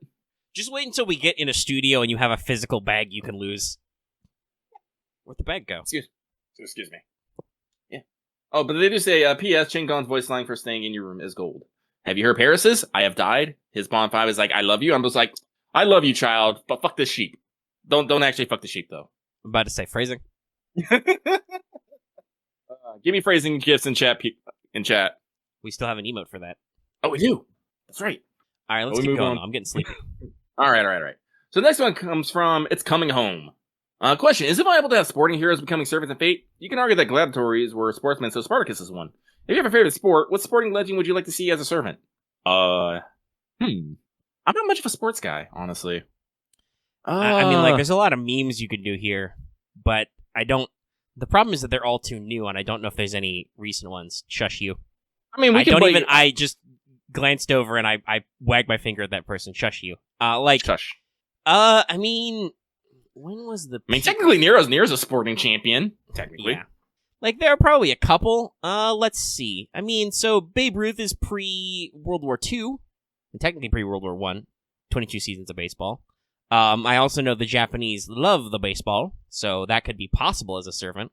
His noble phantasm would be the calling his shot home run. Like, but most of our sports legends are like way too new. Like, I'd love to throw in some obscure sports jokes, like I don't know, talk about John Heisman, Berserker, from that time that John Heisman, origin of the Heisman Trophy, demolished. What was it? Georgia Tech's non-existent football team, like 244 to nothing. If I remember, it was a case of bullying, if I remember correctly. Yeah, basically, they got dabbed on in the previous season with their baseball teams, and then Heisman was not okay with how they handled it because it was a shiftier time in college sports back then. So he challenged them to a football match, and they got contracted in, and they were going to face penalties if they didn't play a league game, even though they didn't have a fucking football program. And he destroyed them. Yes, that's right. Axe has it. They snuck professional baseball players into the college game to beat them. It was very unsportsmanlike. So John Heisman, cracked his knuckles and said, "I'm about to ruin this school's entire career," and utterly destroyed them. That would be his noble phantasm. Destroy. If we're talking fictional, I wouldn't mind Ben-Hur. Man of Chariots kind of has a almost Edmond Dantes revenge story in there. Yeah, there's probably, like, gladiators? I feel like there were definitely probably a few famous ones we could draw on. When did Ben-Hur even come out? It wasn't that long ago. Well, as far as world history goes, but hang on. Yeah, it was a 1959 film, yeah. But that's one of those, like, movies that always, like, because I actually saw the 1959 version. Well, it's a remake of a 1925 similar, oh, really? silent film. I didn't know that. Which is adopted from an 1880 novel. Really? Yeah. Ben-Hur, A wow. Tale of the Christ. Yeah, but Ben-Hur has always stuck with me. I don't know why, but probably because it's got some fucking gnarly stunts in it. There was a lot of real charioteering done in it. There is an urban legend that a guy died filming that movie. It's not true. There were some injuries, but no stuntmen were killed performing Ben-Hur. God, listen, there was a version in 2016, a version in 2003. It's a very popular story and very successful sword and sandal movie. Yeah, so no, like, I would definitely like to, I wouldn't mind seeing a Ben-Hur. I mean, apparently it goes back all the way to the 1800s, and there could definitely be some fun things on, depending on how many versions there were. Listen, we can summon Sherlock Holmes. Nothing's off the table. Yeah. But no, like, unfortunately, I think that's, like, the only, quote-unquote sporting legend I can think of that I think would fit pretty well. I mean, we could make some arguments for, like, competition shooting or rodeo work in the Great American Legends category, but we'd be here a long time. We're good at that here in America. Yeah, well, then I'll put another flag up for Anna Oakley. And you get your gun. Yeah. She wasn't competitive. I know she was in trick shooting, but was she in competitive shooting? I can't remember. Yes, she got her start in competitive and then got picked up by Buffalo Bill's Traveling Circus, I believe, to do trick shooting cards and shooting coins and shooting wings off flies. Fun stuff. So, all right, but I do believe I think we got that. Yeah, Babe Ruth and Oakley Ben Hur. I think those are some viable choices. Babe Ruth needs to either be a saber or an archer. I'd say archer. Hitting a baseball is actually I don't remember. Did Babe Ruth do any pitching? I know he's famous for the home runs. I'm not a baseball guy though. I know you play other positions. Yeah, somebody in the audience will know. We have a few baseball heads, I think. Once again, this is one of those weird things where because we made the Japanese love baseball. Actually, no, I'm talking. Babe Ruth is infamous for the call in a shot home run. He was the one who declared it's going to be a home run and then hit it. Also tried to make his own candy bar when the Baby Ruth came out. It's kind of hilarious. Oh, that's baseball. Actually, I was going to say one more thing, and I totally forgot what it was. Lost it. I lost it. Spoiled it. We're only at an hour and a half, Lucky. What the fuck? Oh, man, we just need to faff more. Well, let's move on to the next question where we can find more things to faff about. I'm still mad. I really did want to say something, but I can't remember what the hell it was. God damn it. I have absolutely no idea. I know. It's going to hit me back, and it's going to be 2 a.m., I'm gonna be looking at fucking Arrow Dojins on my tablet, and it's just gonna be hit me there, and the mood's gonna be ruined. I'm just God damn it! Watch when I remember, I'm just gonna comment on this video, and I'm just gonna do it in all caps too, so everyone will fucking know. Then I'll pin it myself. Then I'll say Mega did it. So we're gonna move on though. This next one comes from the Tyrant King celebrating his birthday by listening to all the new lines that are. My birthday is next month, and I'm gonna get all the new birthday lines. Yeah, I'm gonna be excited about that. He's excited. I am excited. You gotta wait till December. Yeah, I gotta wait a long time. But they say, hey, Lucky Mega, since JP anniversary is literally weeks away, what are your thoughts on this year's anniversary? I've kept a few contenders, both spoilers and non-spoilers. But what are your thoughts on the matter? Keep up the great work and congrats on your roles in 3K subs and see you Hawaii for Servant Fest. Oh, well, like I said, anniversary. People are gonna probably get drunk a bunch of quarts. There might be a sweet trailer. Mm-hmm. There will be a sweet animation. I'll call it. I'll say that now. There will be one. It'll be great. They will show a timeline. Mm-hmm. They love timelines. They do love timelines. We'll have a lot of guests, and they'll talk about how cool FGO was and how hard it was. Mm-hmm. And they'll talk about how much more they played this year because they had to stay inside. They will add a new system of sorts. Yeah, there'll be some new mechanic that may or may not matter. Looking at you, Faux Paws. I know they're called Beast Paws, but Faux Paws is so funnier. I hope to Christ there are new FP servants. They don't have to be bronzes. We could take new 3 stars. Honestly, I've been actually thinking about that a lot. We have a big backlog. I'm pretty sure we can do a full 7. Main interlude is not for every event. Remember, they talked about there was a reasoning why, even though she was technically a welfare servant, why they put Saber Lily in the FP gacha. They could do that for other things that are not likely to get reruns. Main interlude is supposed to be for plot-relevant stuff. If they did a fucking, hey, every, 2 or 3 months this year, we're gonna roll out an old Gouda Gouda in main interlude, that would be great, because that's a really long-running fucking continuity, that people could probably use a refresher on? Because, every year we do a new one of these, and they continue the continuity of the jokes. They do. It's actually something that actually clicked with me with doing Gouda Gouda final. It's no, this is actually just one big storyline. I would not be shocked if they were fuck, we should probably do this as main interlude. I mean, they reran a Nero Fest from 2017, right? I don't know what the fuck is happening. The brakes are off. The brakes weren't ever on. The brakes were an illusion. Delightworks man got up to the front of the bus and said, we have brakes. We can stop any time. And then as you careen down the hill in San Francisco or whatever, you're like, busman, the brakes. And he's like, what brakes? The brakes never existed. No! And then you slam headfirst into the new stuff, the new content. There's a lot of different things they could do. I hope for lots of new servants, as I always do. I can understand why perhaps maybe we weren't ready for some new Bronzinos last year. But yeah, no, that's my hopes. For servant, I mean, I'm I'm predicting Proto Merlin for reasons, but I mean, I'm also down with Tomovich. That's my number one pick. I think those are both those are like my high on my list. And if you wanted me to pick who was number 1, who was number 2, that would be hard. I might have to flip a coin on that one. We'll probably see how things resolve. Like, I'm pretty sure. Remember, no spoilers. No spoilers in patron chat or in the comments. But I'm pretty sure we haven't like definitively beat up Tomovich in story. If that happens, like in the second part of part 6, I could see her becoming summonable. Like, I don't want to say about the spoiler or whatever. But I can make an assumption based on the fact that he was summonable as a limited unit. After Lost Belt 5.5, I'm pretty sure we got to punch out Ashiodoma. Like, that's just my assumption, based on the content they gave me. Again, no spoilers, but I'm just gonna go with a feeling that at some point during that story, we punch him. And he deserves the punch. But anyway, like, yeah, it'd be a big coin flip. What systems they could interpose, I have no fucking idea. But I hope that maybe we improve a little bit of the daily system again. I would love easier access to, let's see, what's my... Lucky, I'll give you 2 options, and tell me your number 1 for this, and I'll take the other one. Which do you think is more important? Better ways to get skill cookies or easier access to 5-star EXPs? Skill cookies. I think I agree. I would love a new way to get skill cookies.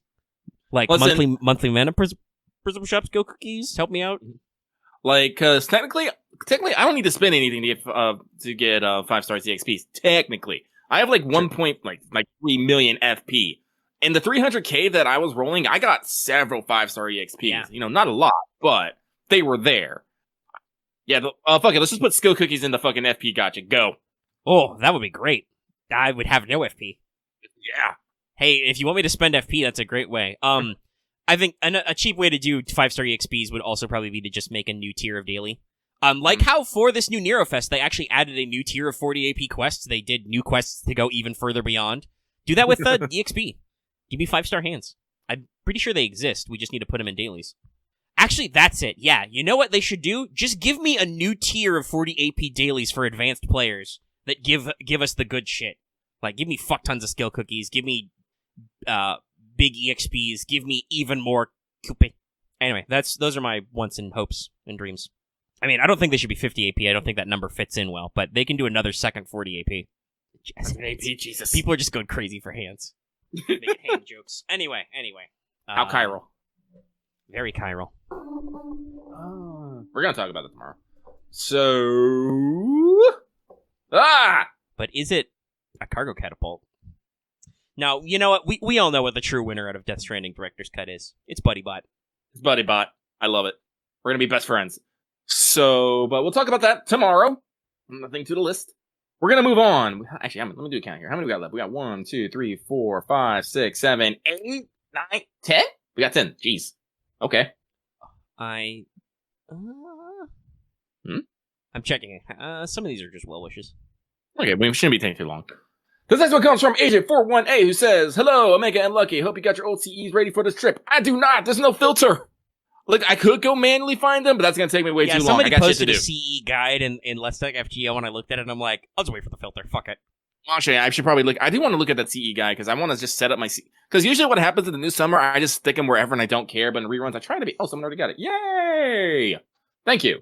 No, reposted. Good. I will use that. What the heck? I just realized, what are our pinned messages right now?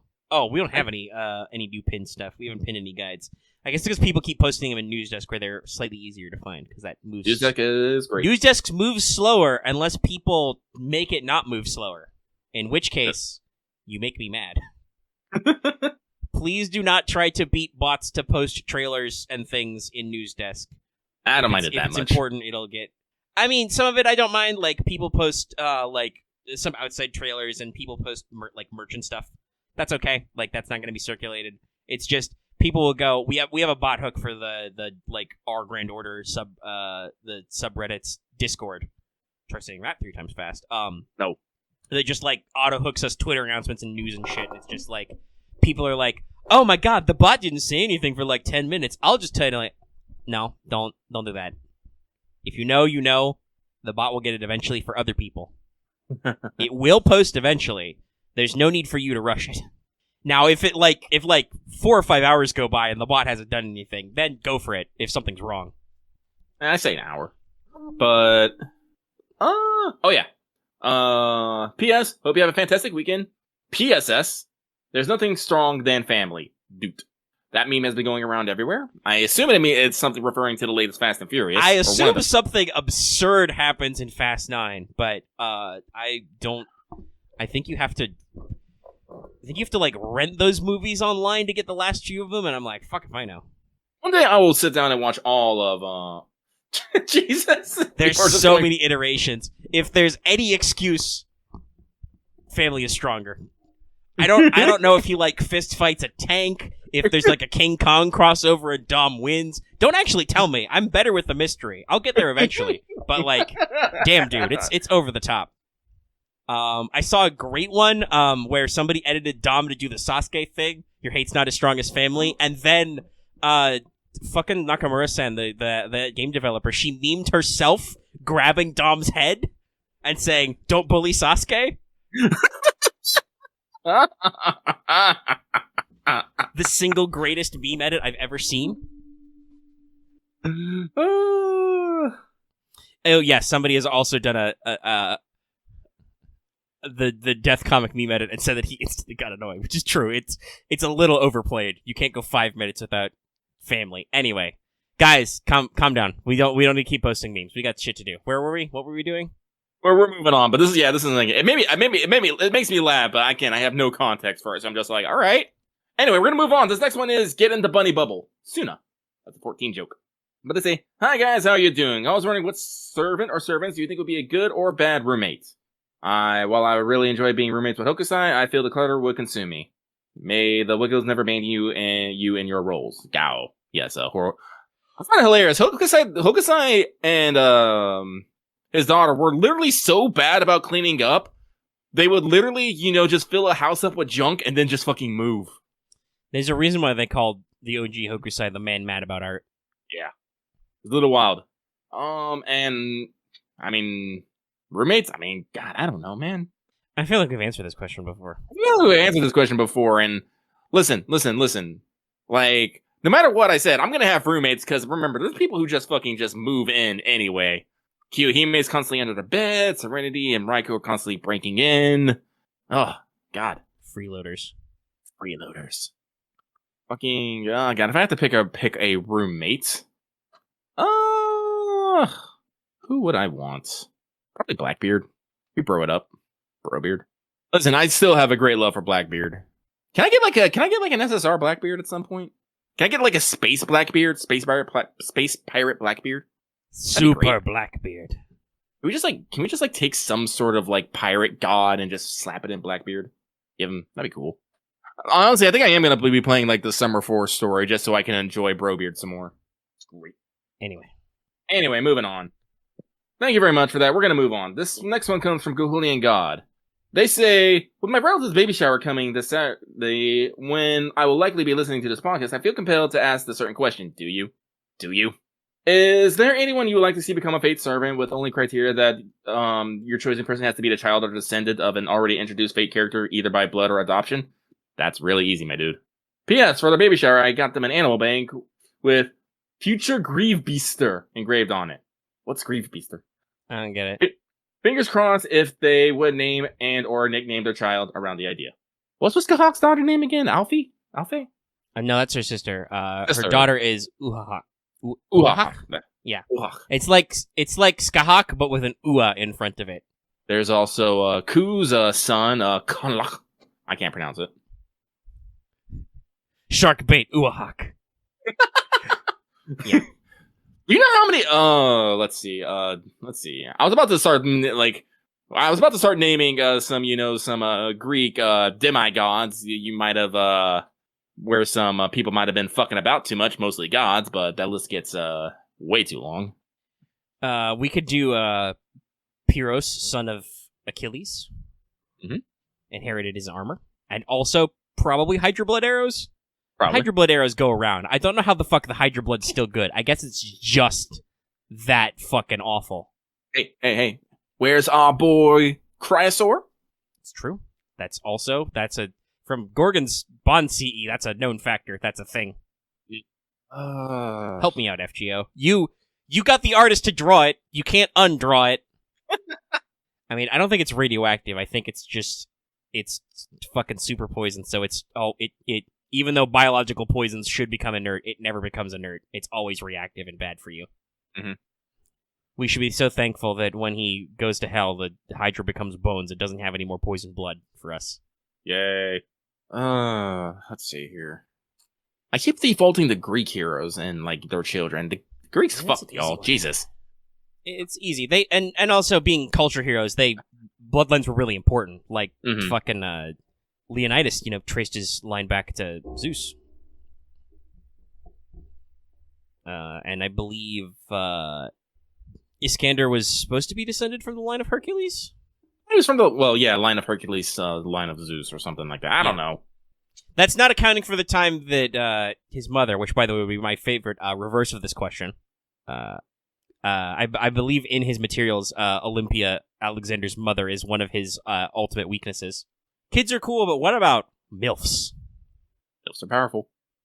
Let's see here. I mean, if we're going MILFs, Agrippina. I mean, come on. Yeah, she has a design.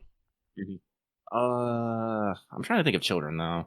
Like I said, like, if I pick something Greek, it's way too fucking easy. I mean, I have a cheap shot. Oh. Since they added Morgan as a playable servant, that means Gaheris counts. Oh, yeah, that's true. Help me out. The poor boy doesn't even have a fucking design. I think Gaheris is actually mentioned in Oh yeah, no, he's mentioned in Camelot. They list it all out. They're also mentioned in Garrus profiles lines. Yeah. At some point. I think they're supposed to be... Oh, I'd have to reread her profile, because obviously I get the new translation. I do believe they indicate that Gaheris is male, because they in Camelot, people go, what was that about Gareth? Yes, but they make a key point that when Agravain talks about his sister, that he's talking about Gareth. Gaheris does not get the same comparison. They could retcon it, but that's not what the lore has been.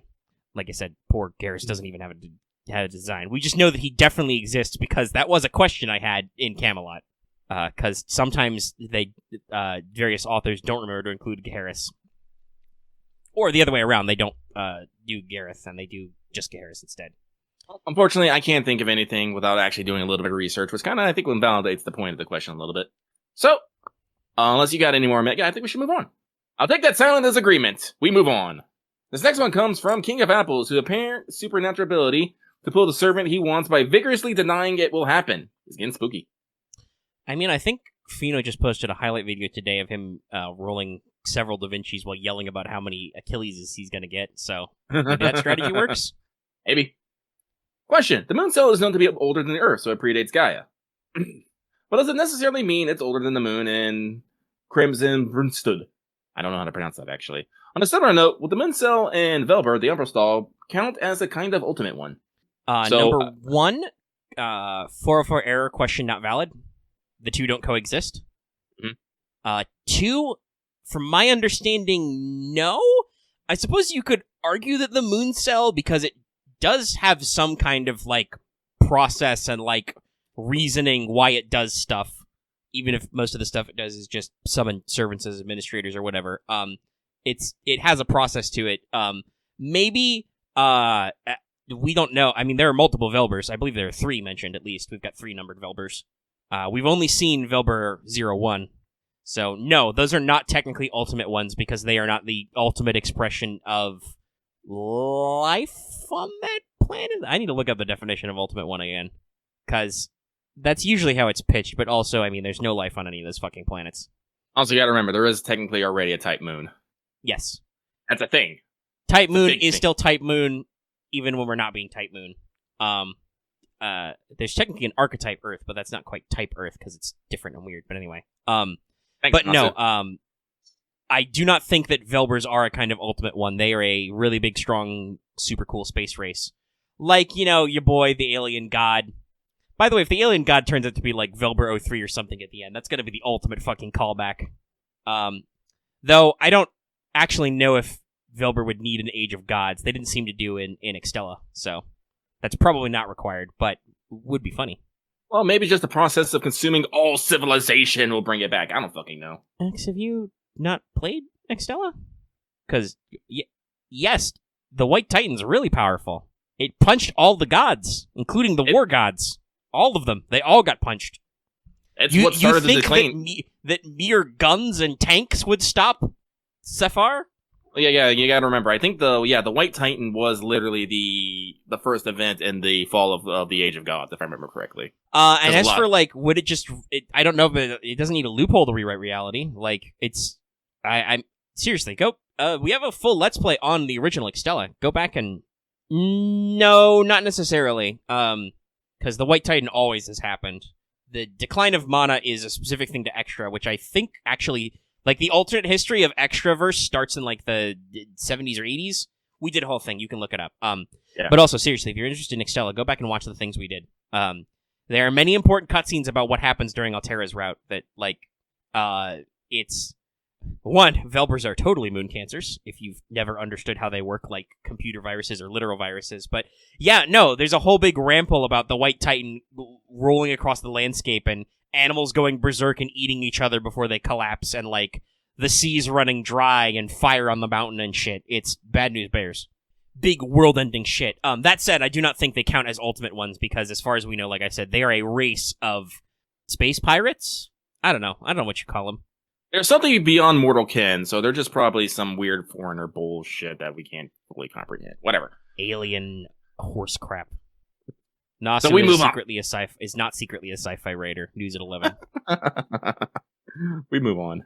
Yeah, there's only like a few of these left. Let's go. Let's go. This next one comes from the abandoned warehouse. What's this guy? Hello, dear Lucky Omega. I was having a great anniversary when my friend decided to be sassy during his update and apparently deleted an important file from the FGO app, completely crashing it. Jesus. I had to basically yeet the entire app, files and all, and download it again from zero and rebind my account. That was a very tense half hour, but it's all good again. That's like trying to defuse a fucking bomb, I feel. It's just that kind of level, just like, oh yeah, God. no, I think God. most people have had that butthole clencher. I know a couple of people had this problem during whatchamacallit even. Actually, Megan, can you faff for like 3 minutes? We're right back. Okay. Yeah, no, I mean, like, we've all had that moment. I've had a couple of tense transfers myself. I know some people had some problems over anniversary. My crisis now is the fact that something has happened with the way Google Play updates stuff, so I actually turned automatic updates off FGO, and now when there's an update, Google Play Store is like, yo, dog, you've turned off automatic updates. Do you want to update this app? And I'm like, yes. Yes, I would like to update. Thank you very much. Like you told me to vapor that I'm sweepy. Yes, I saw off. Ooh, yeah, I've gotten those a couple of times. That's always a freak show one. Alright, I'm back. Yeah, somebody, one of the patrons just shared an image about the old "you do not own the servant" error code. Ooh, I've seen that once or twice. That's a real terror moment when you're just like, what? No, Ow. You lie. And then usually you refresh and you are correct. It still exists, just the server forgot for a second. But yeah, it sucks. Technology is a little scary sometimes. Alright. But this person goes on to say, question, what do you guys think about FGO giving us a free 10 spin in the main story banner? Maybe weekly or bi-monthly. Arrivederci. P.S. Lucky, next week I'm explaining why I'm working the night shift in an abandoned warehouse. This comment is way too long already. I didn't mind it.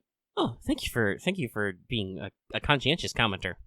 So, would not suggest just throwing out 10 spins. Like especially if they just gave you the quartz for it, people wouldn't roll. They just hoard it. Yeah, like, no, yes. It wouldn't be quartz. You would need like some kind of like special. And even then, I wouldn't do it weekly or I mean, they already give you a weekly ticket, which is one summon, and if you did those all in story after 10 of those, I mean that's like 2 months and some change, depending on the tickets you get. Though you do get 5 in the weekly shot. I don't know about the full 10 roll. They could definitely do a thing where they give you like the first single roll free or something. Yeah, I think like a free pool on like banners like daily or something would be nice. Cause like again, like you gotta remember, guys, like FGO, as cool as it is, it's a business. It has to make money. The more free stuff and like they've had a hard year eating costs for a lot of things. It seems like.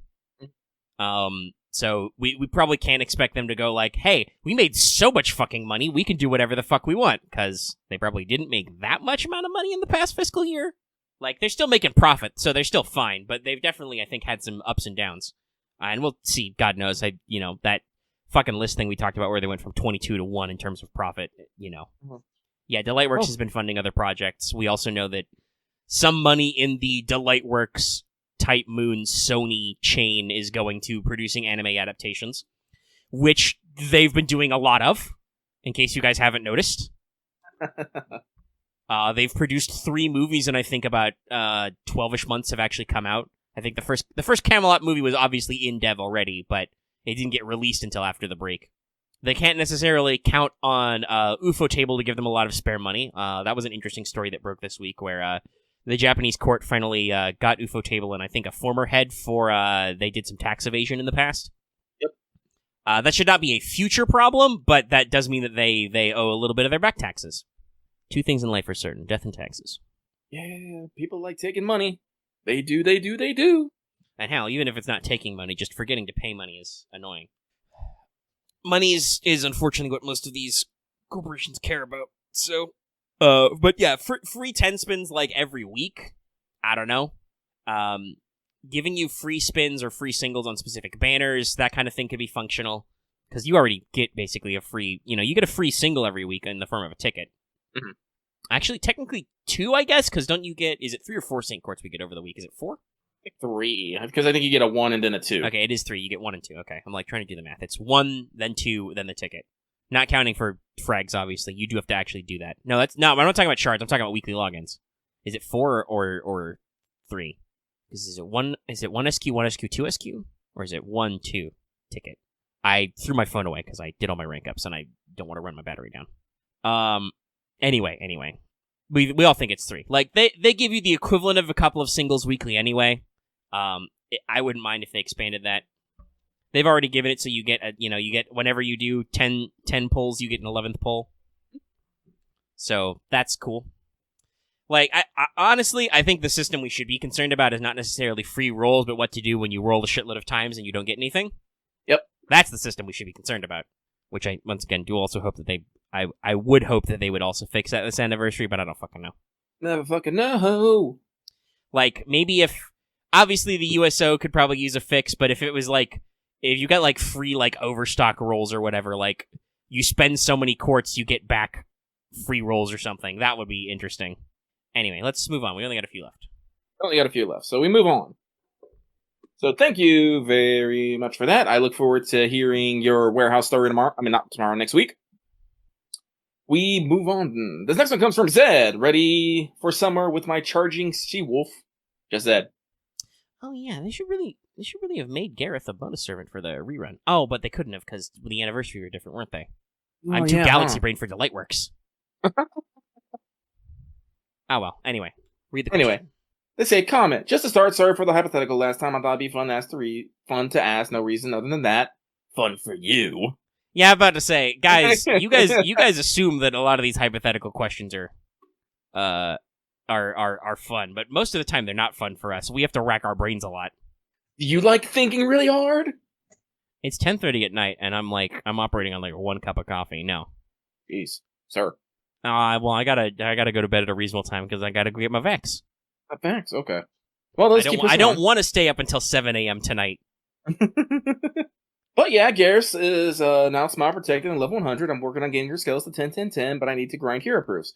No question for you guys this week. I'll stick to what wishes for you because I can't think of any questions that won't have you ask. Why are you asking this? This is a solid plan of thought here, my dude. This is a good level of self-awareness. Shout out to you. So I hope you're having a good time, and if not, I hope things get better. Yes, again, to reiterate this from last week, when you ask a question, ask yourself, why am I asking this? And what is their probable response to this? I think we've already had a couple of people just be like, did not expect this. But they finish with a question for Delightworks, shouted into the void. Summer Gareth when? Hey, they could do that this year. Yeah.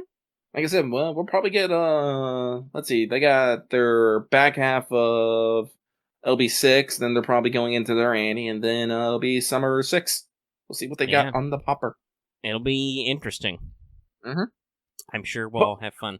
We'll get the first banner, we'll get teased at anniversary for sure. They've been doing that pretty consistently for the past 2 or 3 years. Out there. But thank you very much We move on. This next one comes from a master learning to roller skate while writer Da Vinci giggles maniacally. I haven't rollerbladed in years. Same. Also, I found out rollerblades is actually a brand name. Their actual official name is inline skates. That blew my mind. Yeah, that's one of them generic trademarks. Mm-hmm. Like Band-Aids. You should be calling them adhesive bandages. So, they say, hey, look, you make a happy anniversary. Sadly, I missed the last couple of mailbags, so here's hoping my question makes it this time. Given Mal news to play with power with her Demon King MP, would it be possible for her to defeat any god, even the ones from the Lost Belts? I think she gave Algernon Alter a run for his money with all the divinity he has. Anyway, keep up the great work, and may there always be many more years of amazing content to come. So, there are limits about how much juice Nobu can use in the Demon King NP before basically blowing up her own Saint Graph. Really? Yeah, there's a limit on how much power output. It's mentioned in the fluff ever since her original form. Using the Papyrus effect is like, it also makes it hot for her, so she's like burning up her energy if it takes too long. But definitely somebody like Arjuna Alter would have a shitload of authority, a shitload of divine authority, and mystery for her to work on. I don't know if we could say she could defeat any god, because gods are bullshit, but definitely there are specific fights that story-wise she should have superiority over for. But then again, Nasu likes to cockblock himself and say, but Nobu couldn't beat Gil this way. It's dumb. It's not how it works. I'm just the JoJo meme. I refuse. Kotowaru. I will not accept this, Nasu. But, yeah, so, like, obviously that does technically leave wiggle room in the rules. I should star that just in case. Yeah. That's my initial thoughts there. She should be pretty strong, but it's hard to do blanket statements. It really is. Oh. Two left. Oh, speaking of which, Rosito Nero should have won against King Crimson. That's their alias. They say, hey, Loki and Mega, hopefully your day is going well. My question for you all today is, which artist would you like to see design a new servant in their art style for FGO? For me, it'd be Tite Kubo from Bleach for a female servant, and Hirohiko Araki from JoJo's Bizarre Adventure for a male servant. Those are both very solid choices. That'd be some good scores. I mean, we got the author of March Comes In Like a Lion. I know Kubo has done designs for the Bleach gacha game. Yeah. For some alternate SRs and SSRs and super ultra mega Rs and whatever. Mm-hmm. Listen, we can bitch about FGO's rates and rarity sometime, but there are way dumber gachas when that happens. Yeah, no, I mean Kubo's interesting. For me, it's easy. Pochi is still number one for me, but I was actually thinking about someone else recently, and I can't remember who it was. I'm like, damn it, me. I mean, for the memes, we could get Clampin to do a character design. Just get a noodle servant. Also, I wouldn't mind an Oh Great. Yeah. Oh Great's great. Mm-hmm. I remember Air Gear. Yeah. Shout out to my Air Gear homies. Speaking of rollerblades, what if rollerblades were cool? Well, I got a hell yeah in chat. Oh, who was I thinking of? I'm trying to remember. Like, we got Melon. Well, actually, you're way too young to have watched or read Air Gear, so yes, that is correct. They were cool. Where the heck? It's either Jet Set Radio or Air Gear. Yeah. I don't know. I'm trying to think. What are some distinctive authors? I mean, there's lots out there, but actually, okay, I remember who it was because I was giggling about Maydragon controversy. Fucking Coolkyo. Yeah, no, that would be a score. Like, honestly, Kyoko has some pretty interesting character designs, and they're not bad. They just usually use a very simple one, or very... What's the way I want it? Stylized. Yes. They have a distinct style, but it's often very soft-focused, detail-light. Very general. But loose when maybe they actually... is the right way to talk about it. Loose style. Mm-hmm. But when they actually, buckle down and draw, like, you actually see this on their Twitter a lot when they do just, single characters. It's like, no, they actually have a very good style. Very good lines. So no, yeah. Give me a Pochi and a Coolkyo, I think. I mean, we got Bakuto Dishwasher to be in Azure Lane. What if we got him in FGO? Ooh, yeah. Ooh, I think Bakuto would probably do really good. Actually, I hope they're commissioning Bakuto for some more. That'd be cool. I mean, we got fucking Melon in. Yeah, I know. I mean, see, here's the thing. That's my most astonishing thing. By the way, I want to throw this out there. I've been following Melanini for years. Literally years, because he draws big titty anime drawings of shit like Arknights and other gacha games. I retweeted the Swartz they just did. Yeah, I'm like... And then, then just to be like, wait a minute, I know that fucking art style. That was mind-blowing. So, yeah, no, there's stuff out there. No, there's definitely stuff out there. But yeah, I believe that's it.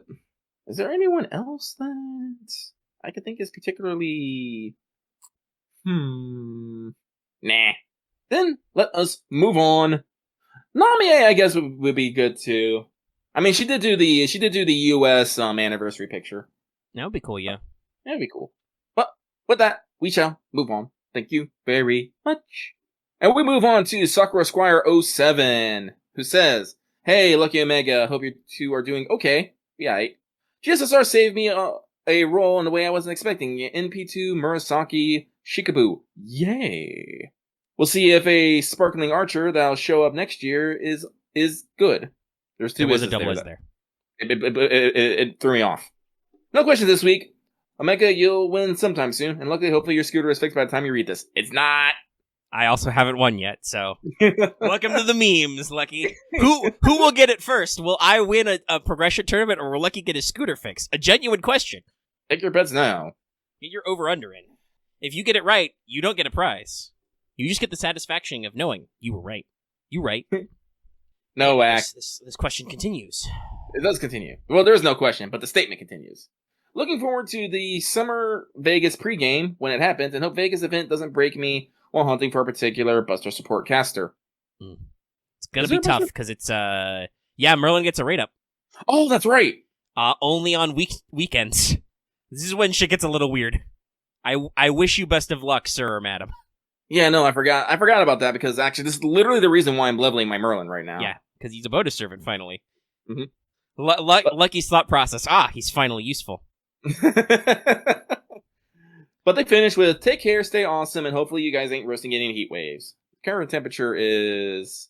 Actually, I don't know, because I have Final Fantasy 14 up. But I'm not dying, so yeah! I'm at a pleasant 76 degrees Fahrenheit. Rain to stop. Allegedly. It'll probably switch to rain to stop, and then it'll say rain incoming. Welcome to Florida in the summer, everybody. Yeah, that is mailbag. All right, cool. Lucky we managed to faff for 2 hours and 15 minutes total. Good job, us. So now let's take a quick intermission, and we'll be right back for some of our good old free talk, free thoughts. Free. Yeah! I'm ready. Okay, we're back. We're going. All right, free talk. So first, we said we would talk about it, so we should make sure to talk about it. The only really, different content this year in terms of the anniversary is the memorial quests. You do them, you get stuff. This was Epic of Remnant and Lost Belt themed this year. So there was one for every EOR but CCC, I think. Yeah, there was one for there was one for OQ, which I do find surprising. I haven't got to it yet. Yeah, I think they were just killing some time to spread out. But yeah, that's an interesting one. Yes, there's an OQ one. There's they call it 3.5, but yeah, it's OQ. It's a comma fight. Not the big one at the end. It's just a normal-ass comma fight, which is good. It was interesting. It was nice to go back to Epic of Remnant and see where we were and replay some things.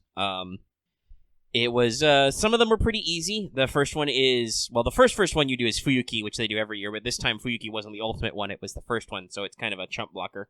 You just beat up Caster Ku. I'm sure they have to be memeing about the fact that last year was the return of the super fucking hard Saber Altar. That's 2 years in a row they've done that? Yeah. Mm-hmm. They know the funny. So Shinjuku was Moriarty Pillar. I don't remember what I used for that fight. I really don't. I'm gonna guess Tama Lancer. Probably. Because Moriarty is a male archer, which means Tama just makes his dick explode. He dies instantly. And then you just have to beat up a demon pillar. It's not hard. Agartha is not the hard one, you'd think. They don't make you fight Megalos again. Thank God. You just have to do the final boss fight with Scheherazade when she summons 5 billion story enemies. Which, as I said, I accomplished very easily by just running double Da Vinci. And just loop Just running things over with cars. It's fine. I think I literally just grabbed a bunch of AoE berserkers. That also And is a just- perfectly legitimate strategy. If you just damage outpace them, you win. Yeah. The only concern is, like, Shez, and she's not, especially in her vanilla form without a couple of her upgrades, she's not that offensive as an enemy unit. She kept casting, a Bed Chamber of Survival and be like, don't kill me. I was like, no, you're gonna die. Yeah, that doesn't work if your team is Da Vinci Hokusai Da Vinci. It doesn't work. Shimosa is a replay with the full fucking intro. I love it. Great. Of you versus Limbo. Yeah. Yes, you do have to put Musashi in the front line once again. That was a little annoying. That came down to the wire for me. The Doman ghost fight, the Limbo. It wasn't so bad for me. It was just the constant debuffs. Yeah, he had some rough debuffing. I thought it was going to be a problem, but it wasn't. What was a problem for me was Rum. Fuck that guy, and also fuck Salem. I'm so glad we don't, as like a main storyline gimmick anymore. We don't really do this level halving thing anymore. It was an experiment. It didn't really work out. If it shows up in like an event thing, maybe that's okay. Maybe if it shows up in like some story fights, but as like a literally every story fight but the plays is half level, that sucked. I hated it. I much prefer what they did in like Lost Belt 4 where you just got debuffed, you know? Mm-hmm. Because your damage output was reduced, but your HP pool wasn't reduced. Because God, that was the thing that really sucked to suck. Yeah, Abby they didn't make us fight Abby like 5 billion times, which was good. Though I have multiple foreigners, so I could have made that work. But no, Raum was just annoying. I had to reset a couple of times. I ultimately got a good enough setup where I managed to not have Shiba die and have my stallers actually start stalling fast enough that I could block his NP every time because he's an assassin, you know? Mm-hmm. It was rough, though. Like I said, I was a little tilted. I'm like, I'm reminded how much this mechanic sucks. I hate it. And, like, I wanted to bring, like, Asclepius for, like, debuff clears and guts, and it's like, yeah, but he's a 3-star. So his HP pool gets real slim when you have that. Like it's a rough situation. I managed to work out with it by just punching that pillar a lot with Shiba. Actually, you talking about it was what basically caught me on to solve the problem real quick. I actually went with Shiba, John, and Tamamo. Yeah, I would love to do that. Can't do that. Yeah, I think this was still the first night too, so not everybody had fixed their support setups. So I was seeing a lot of people with like good CEs, and I was like, well, I got it to work. I got it to work. Yeah, no, that is the appropriate setup. I used like my initial damage burster was Onikir, but when you have her stats, it's not really that great, you know. Mm-hmm. It's still a lot of work, but I managed to pull that one out. That was annoying. Lost Belt 1 is Ivan. It's freakishly easy. He doesn't even have a break bar. I melted it 2 turns with Kama, Scotty, and Waver, I believe. Yeah. Like, he's got enough HP that you'll probably need to fire 2 NPs, but it's not that big of a deal. Also, I learned that Kama plus demonic Bodhisattva, I can't say it. Bodhisattva. Bodhisattva is a hell of a drug. Yes, correct. Yeah, he's pretty easy to boop. That's cool.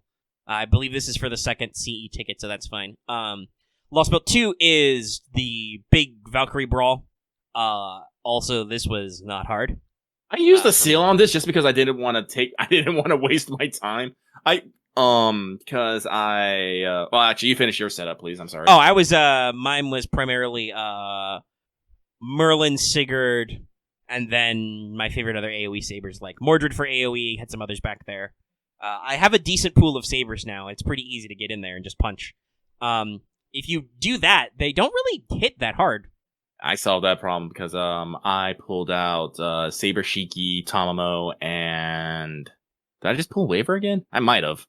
Probably. He's generic. He gives you the numbers and the NP. And then, like, because, Saber Shiki, she's just one hit, beach damage. Plus has that Pierce Invul. Yeah, so, did that, and then I was just all like, they all broke their bars, and they started buffing, and I'm just like, no. Just did it again. 3 is the husband and wife fight. Yeah, it's a pain in the ass. I'm still on it. This was the one I command sealed. I throw my foreigners at them, and like Abigail does good work in this. Stripping them buffs. I think I maybe had like 1 or 2 casters. Oh no, I had some rulers in there. I think I put a Mothman in there. A fight you can't pull off in the game because unless you waited for the banner, but you can pull off now. Mothman very good at challenge quests. Spoilers. Then there's the OQ fight, which is just I think kind of with 2 break bars, 2 HP bars total. So I guess technically one break bar. If that's how you want to math that. It's not that complex. You got to watch out for her charming and stuff, but other than that, it's pretty simple. And then this may surprise Lucky. The Lost Belt 4 one is actually the Asclepius fight with all the zombos. Really? Yeah. That is surprising. Yeah. Maybe it was kind of more memey with the Japanese community because he just keeps spawning guys. I'm glad at least because I would not have enjoyed having to do a redo fight of a Arjuna altar. No, because those were pretty rough. Like from what I understand, they didn't pick like the hardest fights, but they picked a memorable fight. Yeah. There were more than a few demon pillars they brought back, which was fun seeing them again. But they also skipped out, and like we said, they skipped a lot of the obvious nail biter ones, like Agartha wasn't Megalos again. Like fucking Megalos Columbus would have been rough. Though I have foreigners now, so maybe not that rough, but still challenging. They could have gone full on Musashi versus Kojiro for the Shimosa one, that entire RNG shit. But no, I think this worked out better, especially because you just remember that Limbo exists and you want to punch him in the face. But yeah, the Asclepius one wasn't hard either. That's all Zerks. I'll probably pretty sure I just Writer Da Vinci that one too. Instant Ascension is a hell of a drug. Yeah, it is. Do we ever get to do this again with just Instant Ascension? Do we get to do it at the next anniversary?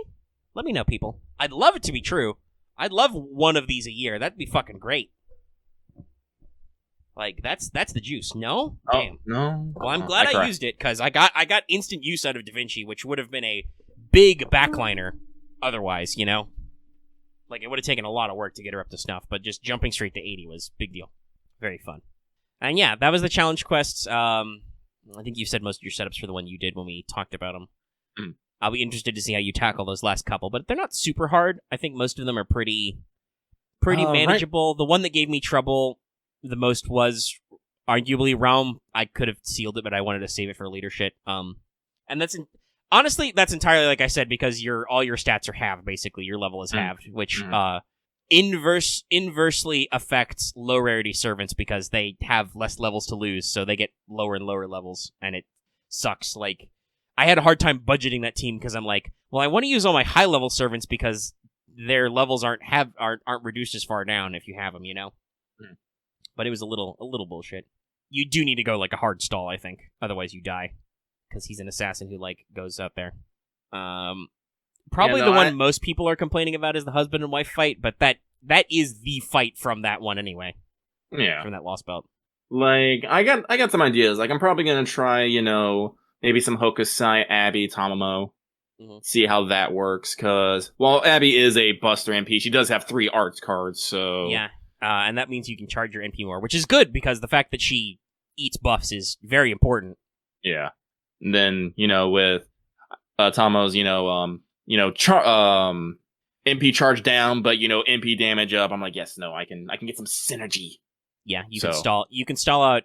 I know that's what makes her give him the class immunity thing, but you really need to beat Consort U first because she's an assassin with a 3 pip, and that NP is really nasty on an enemy. Yeah, it is. As evidence from that time we had to solo fight her when she just did it every fucking turn. I don't remember that. But for Kama, I'm probably gonna just go. Let's see, assassins are weak against riders, right? No, other way around. Casters, they're weak too. And I'll probably, of course. I'll probably try a Shiba. Yeah. Try to Shiba. I'll Shiba her with Shibas. Kama tumbling end over end for all eternity. Mm-hmm. I love that they can make these big meme. Yeah, I have that complaint about Melt. Everybody's like, Melt's the best. I'm like, Melt's good, but she's not crazy damage output unless you've got the extra NP levels on her. I've tried to bring Melt to a lot of things, and when you're at only NP1, it's not as much of a sure kill as people like to say. I still appreciate her. She's still good. But it's definitely she needs some multiple NP levels to get really razor bladey. But yeah. For the last fight, I'll probably just... Actually, do you remember how many zombies Asclepius brings? He summons 2, who are both berserkers, and if you kill one, he summons another one for free. So you have to... So... It's that fight again. You have to punch him until he dies, and then you can clear the zombo ads. Okay. So you could probably just, like, Hokusai backline. Mm-hmm. Or a berserker alter ego or something. Or hell, just bring King Protea anyway. Big I might, like I said, I think I might hold off a little. Support KP for that fight. I mean, it's just tickets past that point. I do like tickets, which are fun, but not necessarily necessary, as it were. As it were. It's cool though. I will try. I can say, how many days do we have left in this? 4, I think. Yeah, no, like I'm probably gonna focus on getting Merlin up to 10, 10, 10. But if I get Merlin up to 10, 10, 10, I have an MP2 KP. Like she will squish things and be adorable while doing it, which is the most important part. Unless she gets the crazy eyes. The bonk. I have not actually picked my craft essence CEs though. I mean my special anniversary CEs yet though, so nothing there. It's a tough choice. Yeah, it's a tough choice. I've seen some other people picking them though. It's like good on all y'all. All right, so if we don't have any further Free Talk recaps as the time clicks further on. It's late, okay, guys? I want to edit this. Let's do our first bronze spotlight. So we asked people, do they want to break down bronzes? They said yes. We won't go like full dive like we would on a Wanted, but we can break down what they do and how to use them and talk a little bit about the characters and stuff as well. I did some decently chunky notes for this. And we'll be doing 2 at a time, probably until we get to the last one, and then we'll probably do a third. So today, our bronze spotlight will be on Jason and Paris, as Lucky alluded to earlier. Yes. So I've got my notes, and I could take a yawn, and then we could just jump in. So Jason, we'll start with him, doing the traditional, class layup. Jason is our first, and so far only bronze saber. Still no more of those yet. He's very famous as the captain of the Argonauts, big in the Greek mythology.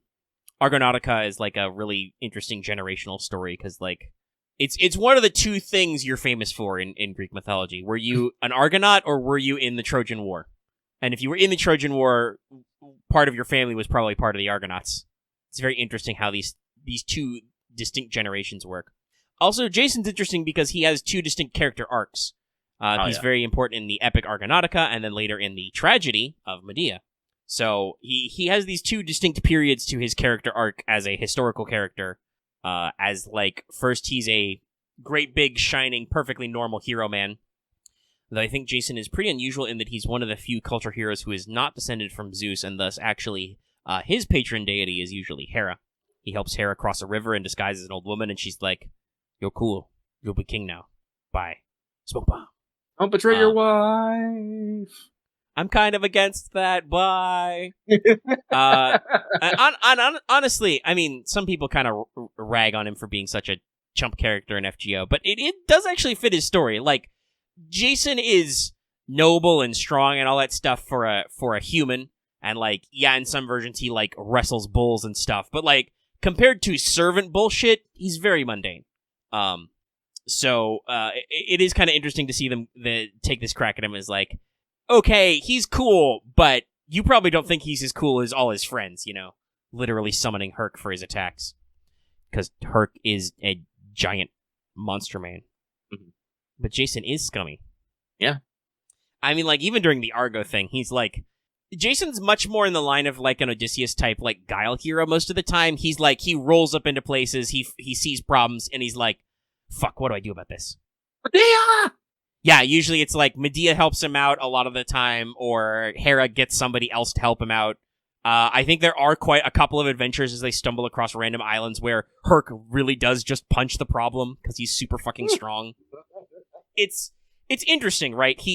Jason is much more of like a leader type character. He is the center of the team. He is not the strongest or the fastest or the smartest, but he is the capital H hero. So, I mean, that's a way to look at it. I don't think he's as cool as Captain America, but definitely, yeah, he's in the middling.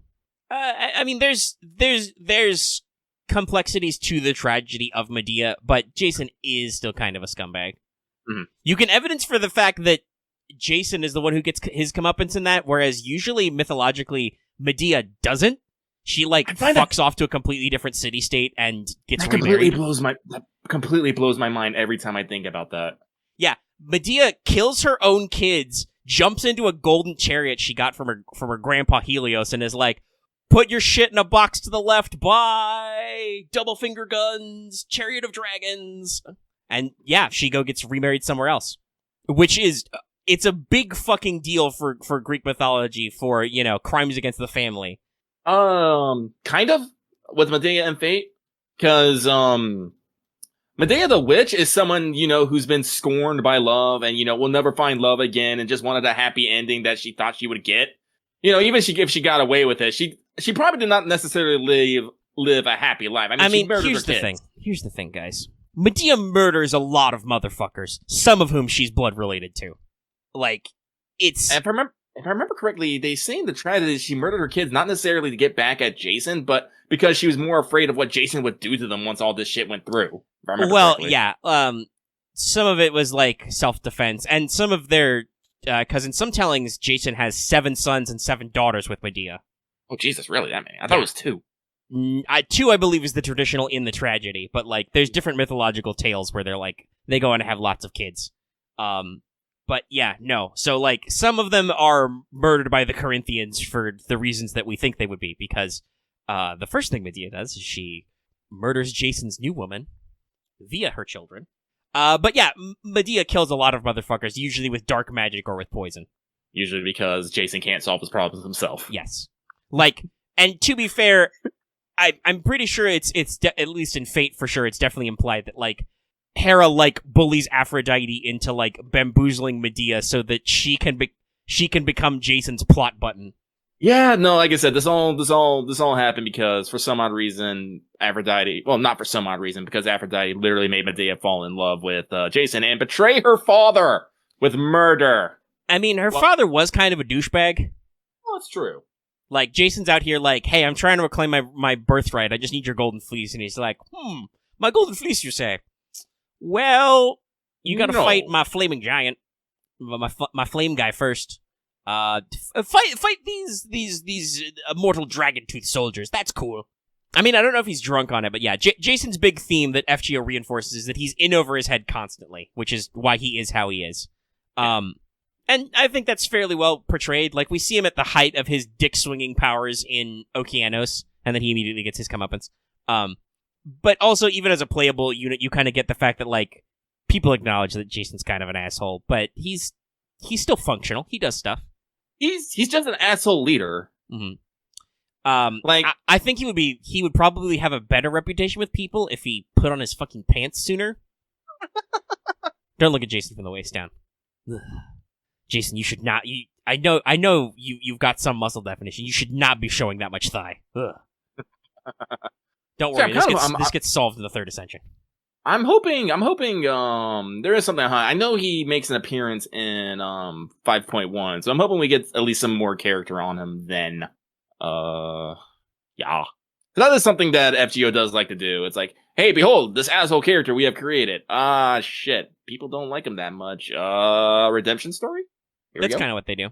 Yeah. And I believe a decent number of these bronzes start showing up in later story chapters. I know. If I can remember off the top of my head, I believe Charlotte and Jason show up in 5.1, if I remember the CM correctly. I think so. I think they're in the CM, yeah. So we can see a lot of this stuff. So like that'll be good to give him a story moment. They do this a lot, for instance, in Lost Belt, where they take characters who appeared in part 1, and like giving them more, like even if they were playable. I'm a little sad they haven't done that for Altera yet, but Altera does get a lot of love out of FGO with like the Christmas and stuff as well. But like they, bringing back Spartacus to do things as opposed to him being in Septum and not doing things. Jinkei gets to kill Qin Shi Huang with a cell phone for a little bit. That was cool. And we don't know for sure. Like they're still open ended. Gareth was alluded to in Camelot. And then gets to come back as a bronze and also appear in Summer. Was there Gareth in Avalon LaFay? I don't remember if she is. No? Yes. Okay, people say yes. I haven't seen her. Okay. That might be a spoiler. I don't know. Nah. But yeah, so that's our overview of talking about Jason as a character point. Let's talk about his stuff. So, stat-wise, there aren't any bronze sabers to compare him to at all. But he does seem to have fairly average, middle-of-the-road attack and HP for a 1-star, from what some comparisons you can make. He has a typical Saber's quick arts, buster deck. He has good hit counts and thus a pretty low default NP gain.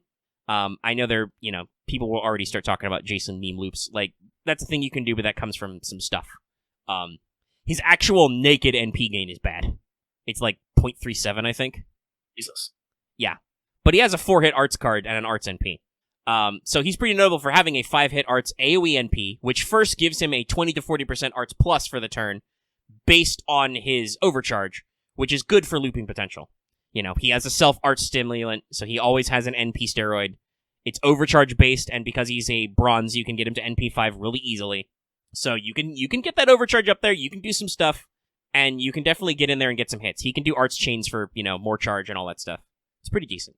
His first skill is a variant on the Argon Coin. It's a skill that has a minimum 4-turn cooldown, and is a targetable 1 to 2k heal and debuff cleanse. Ooh. Yay.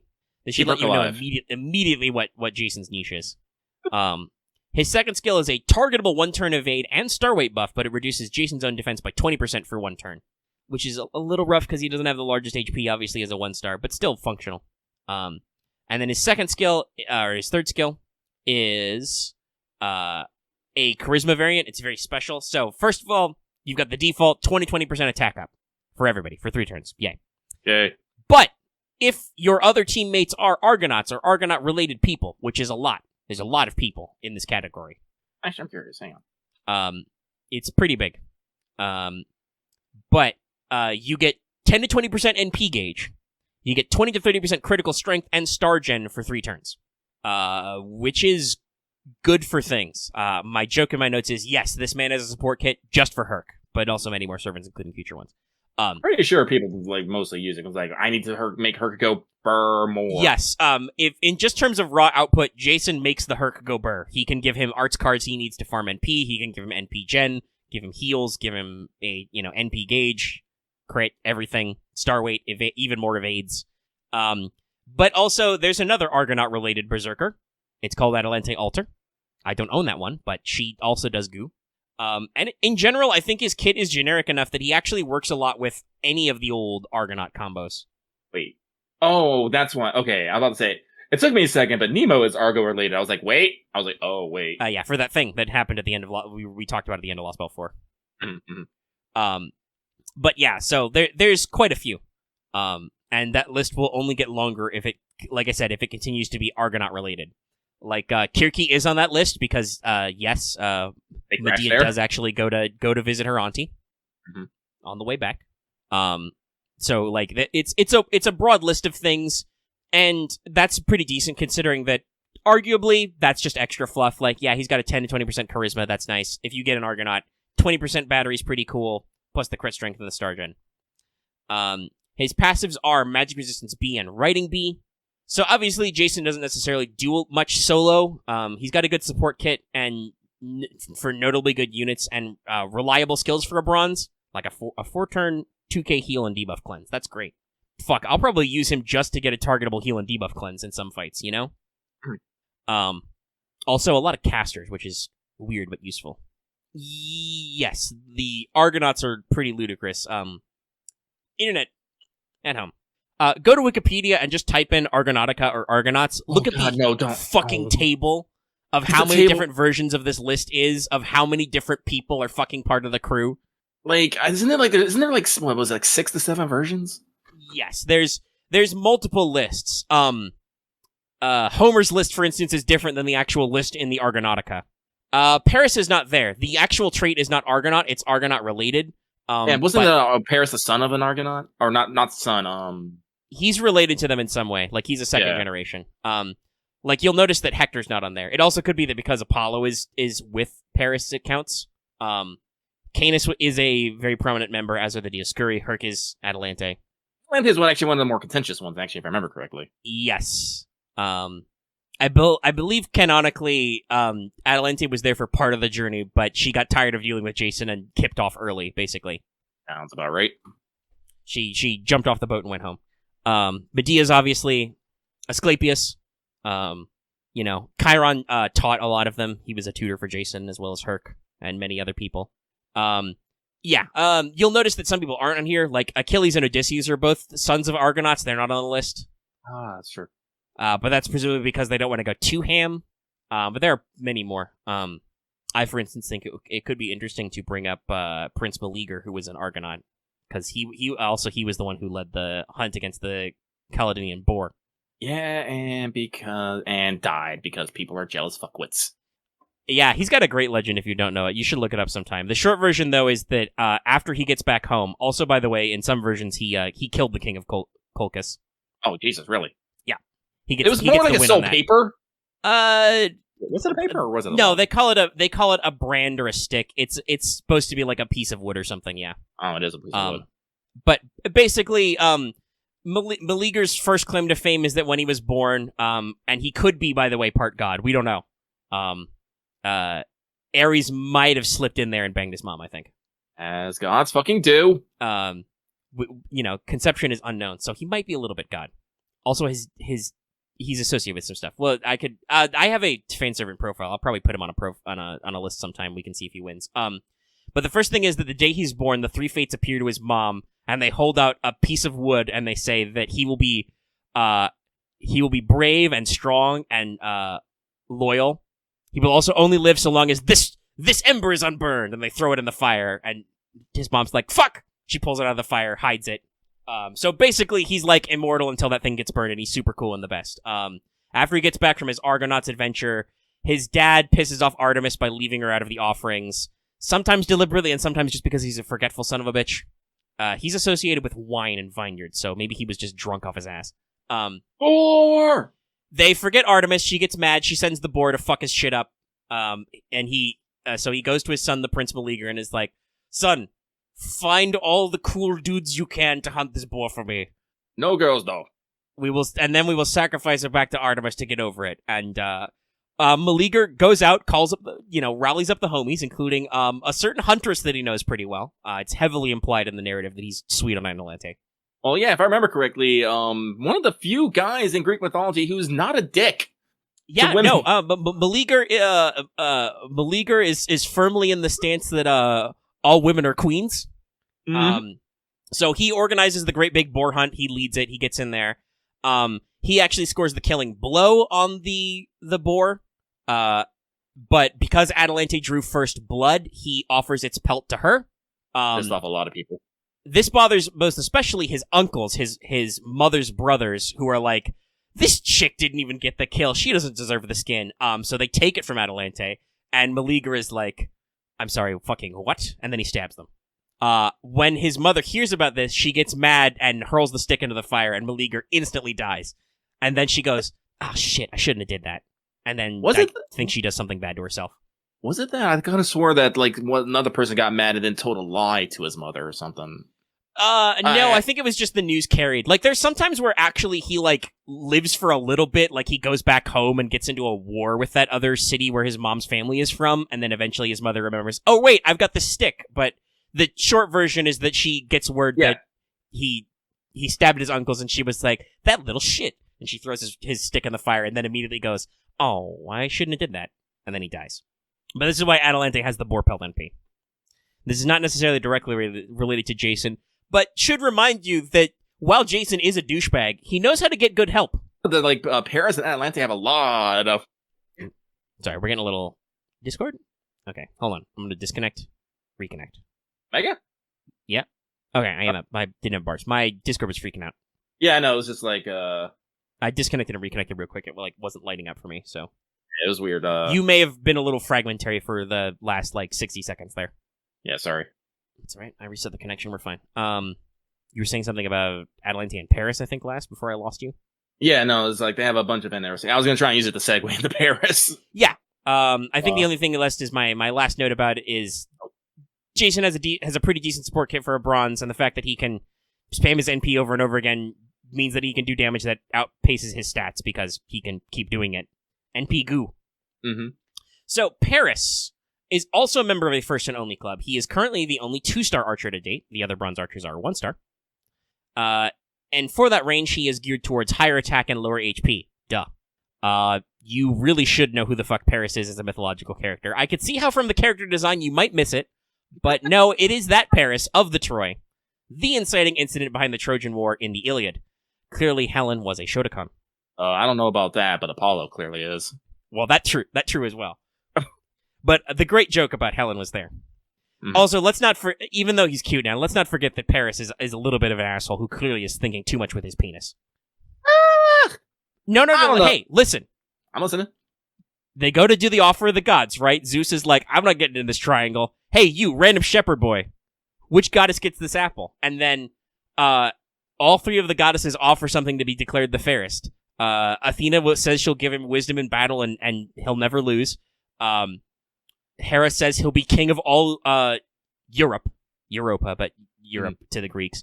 And Aphrodite is like, yo, son, I will get you with the most beautiful woman in the world. And Paris is like, okay, one free wife, please. The small problem is that was Helen, who was married to Menelaus. Well, to be fair, at no point did anyone explain the fucking fine print to this boy, I assume. No, I would assume not, but he still was like, so I could be king, I could be indestructible in battle, or I could get the fairest woman in the world. And in some versions, I don't remember if this is true in the Homeric, like, Aphrodite literally, like, teleports him to the city to actually, like, steal Helen. In other cases, she just magically arranges Helen to, like, jump on a boat and get the fuck out of there. So I will say, those other two choices may not be the great either, because when you're a king, then you have to deal with king shit. I think probably the safe one was I mean, I don't know. If you're a king and you got Hera on your side, as we saw with Jason, it goes pretty well. I guess that's true. I mean, I'm a sucker. I would simp for Athena and be like, yes, make me invincible. I'll never lose. I think that's probably the only safe choice is to be invincible. But I mean, I cannot fault a man for wanting a banging hot wife. I really can't. I mean, also you got to consider that the poor boy doesn't realize he's a prince. He's a prince of Troy. He's a literal random shepherd.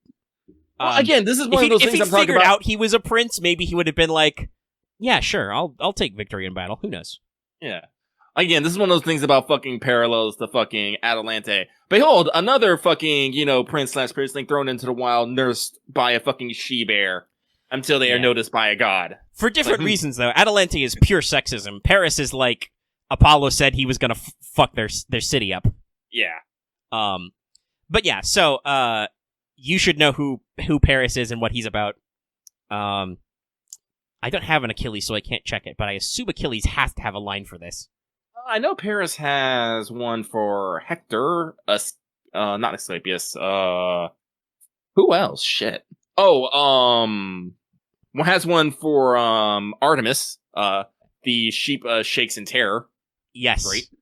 Well, I think it's because if you think about how the Saint Graph goes, like, Apollo is the sheep, that is canon. Apollo tagged along on Paris's Saint Graph to see what's up. Much like how Artemis tagged on with Orion. But you can see the differences between their two relationship systems. When Artemis hijacks a Saint Graph, she gets to be big titty boss lady, and poor Orion is condemned to be a tiny bear. Whereas with Paris, all Apollo does is manifest as one of his golden sheep and, like, shotify Paris. According to Paris. According to the profile, this form is when Paris was shining brightest, quote unquote. Apollo 2021. You can take that quote out of context with Apollo. Yeah. And I mean, I wouldn't be surprised if they did like a different Paris, because they have done like Super Orion, which is the opposite version of this. And that would be an interesting upgrade because Paris is a 2-star. But yeah, no, this is the guy who got to shoot Achilles in the foot. Golden apple of Discord. Oop, my Discord's being weird again. Are we back?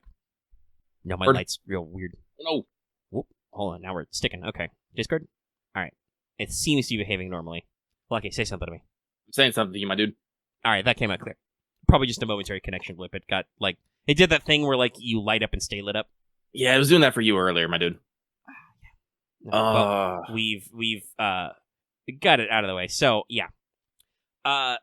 So, Paris is an archer. He has a quick arts buster deck, which if you want to draw parallels, I do believe that is also Atalante's deck. He's got good hits and NP gain for them. His NP gain is actually slightly better than Gison's. I think he's in the 0.4 range. So Paris's skills are important to his kit and how he functions, so we'll do this first. His first skill is a 1-turn, 1-hit evade. Not the best, but, functional. It also gives 1 turn of an enemy 10 to 30% crit down, and it's also a buff strip for that enemy. And also... Hey, Harry? Yeah, are we freaking out again? Are we freaking out again?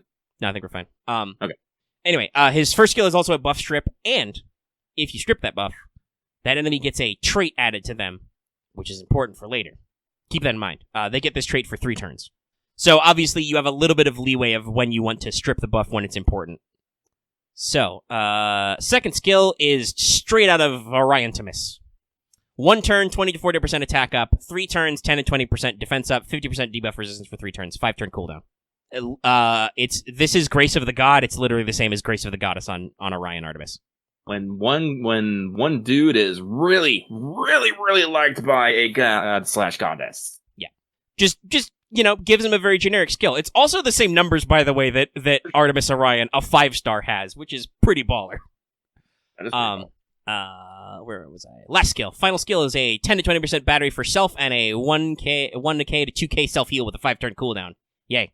Yay. Just do NP faster. Does mean that at skill level 10, Paris is K-scope compatible. So, Paris's NP is very simple. It's a single target quick, which gives him Pierce Invul for 1 turn first, and it does bonus damage to enemies with that weakness trait from the first skill, based on overcharge. Starts at 150% bonus damage, scales up to, I think, maybe 300%? Sounds right. 200. 200, okay. Yeah, Not as great, right but now. still, that's additional damage.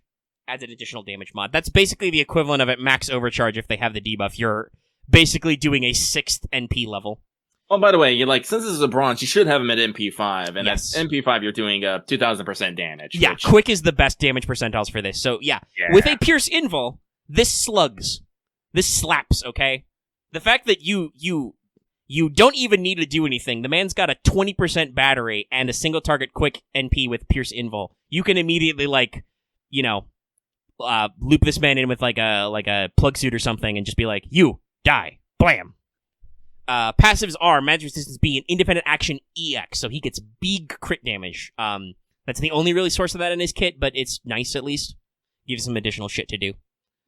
So the result is a very consistent damage dealer, if not, barring grails and stuff, an ultra huge damage. A very consistent damage dealer who can deal with very annoying enemies by purging their buffs and countering most defenses.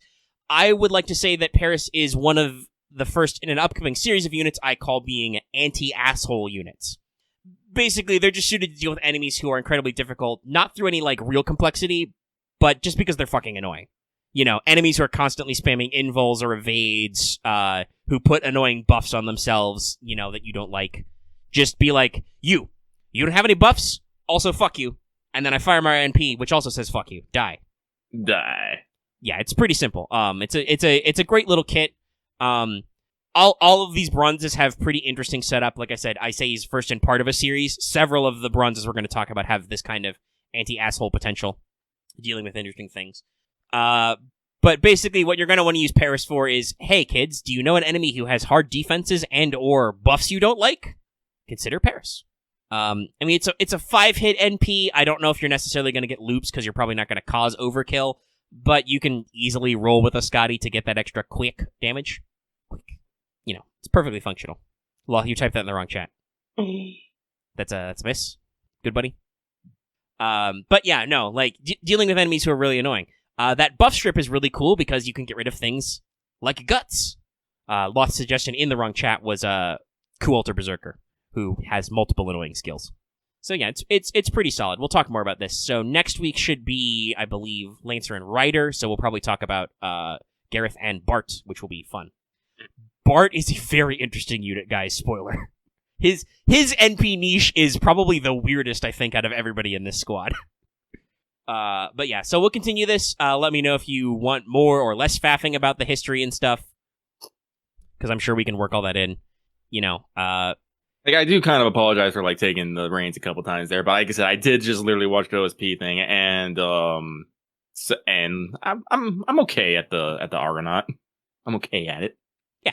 No, and it was good. Like, I wrote these open-ended with a little bit of an intro to actually talk about the characters as well. I just didn't necessarily write down those notes because I was like, we'll make some shit up. It'll be fine. Yeah, we did. Yeah. And, I do think technically if we do this way, Chengong will be last, but that's because we'll probably do, the three. We'll do, Assassin, Caster, Berserker as one last one. Because that makes I'm actually a little interested. I actually did some reading on Charlotte Corday. She's a little wild in a weird way. Also spoiler for Charlotte Corday, who I also would say is one of these anti-asshole units. Yeah, she's got a powered down version of Dante's Iron Determination skill. Mm-hmm. It's pretty nuts. The girl's pretty crazy. Well, it'll be interesting because we're gonna get in a lot more. While Gareth obviously is still mythological as it was, folkloric. And same with Salome. We have quite a few real history characters who we'll talk about who are pretty fun. Having used Chengong in a little bit of farming, he's great. His NP lines are pretty funny. Also, his ascension ones are great too. I think it's like his second costume change where he's like, or is it his first one? I think maybe his first one. It's like, now I think I can employ my most devious tactics. And then when you get to his second it's his second costume upgrade. He's like, I've interviewed everybody. I've assembled the things. I am now ready to act not as a tactician, but as a civil servant. Get ready. Yeah, he's pretty cool. No, for some reason I thought he'd be more of an asshole, but no, he's pretty cool. Like he's got a little bit of that with the like talking about his devious tactics and like it's time to blow up his own allies. But no, he's much more like Axe just said, much more pragmatic. Like he's not a Snidely Whiplash villain, but he's also not afraid to blow up his own team to score the win. Yeah. It's like you're playing a first-person shooter, you're playing Capture the Flag, that one idiot on your team is running up there with like the knife or something to get a showy kill, and you're just like, what if I just shoot an RPG in there? I'll kill my own teammate, but I'll definitely get the flag carrier. That's Chengong strats. That and his kit's also really fun, because he's got some very interesting skills from other servants in there. Like, he's got Emiya Assassin's Scapegoat for a targetable taunt. Yes, Chengong is definitely the Jihad Jeep teammate, if you're familiar with your Battlefield memes. But we'll talk about all those guys in time. Hopefully you enjoyed that segment. I believe that is everything in the primary news. Yeah. Let's go to a quick Patreon checkup, because we are in the middle of the second-ish week for those polls. All right, let's see. Fanservant Friday. John Henry is still winning firmly. Yeah. All the way up to 59%. Very clean win. This pleases the lucky. Yeah. I've had a busy week. I don't want to say I forgot, because I did say I would listen to the thing. Nobody really seemed super jazzed about Teach Me topics. I haven't thrown that poll out yet. But we talked about a lot of shit during the live stream, so maybe it was just under. I'll remind people again. I'm not afraid to run it for a little bit, you know?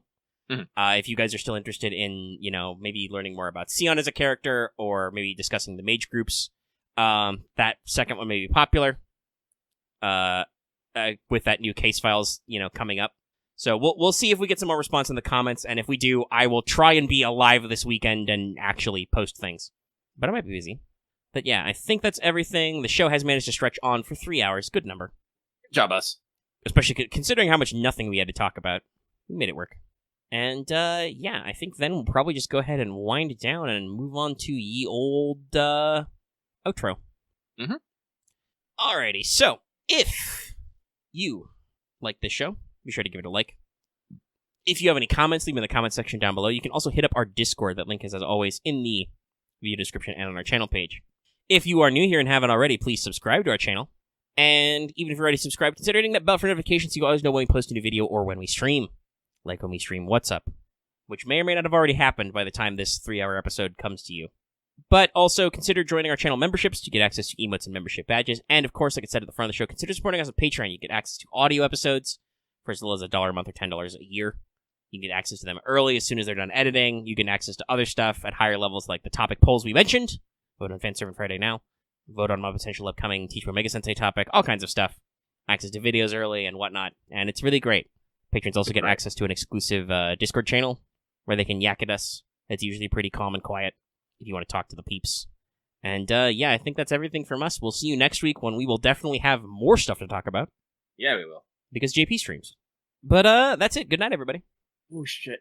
Yoko Taro's on the stream now. I must go!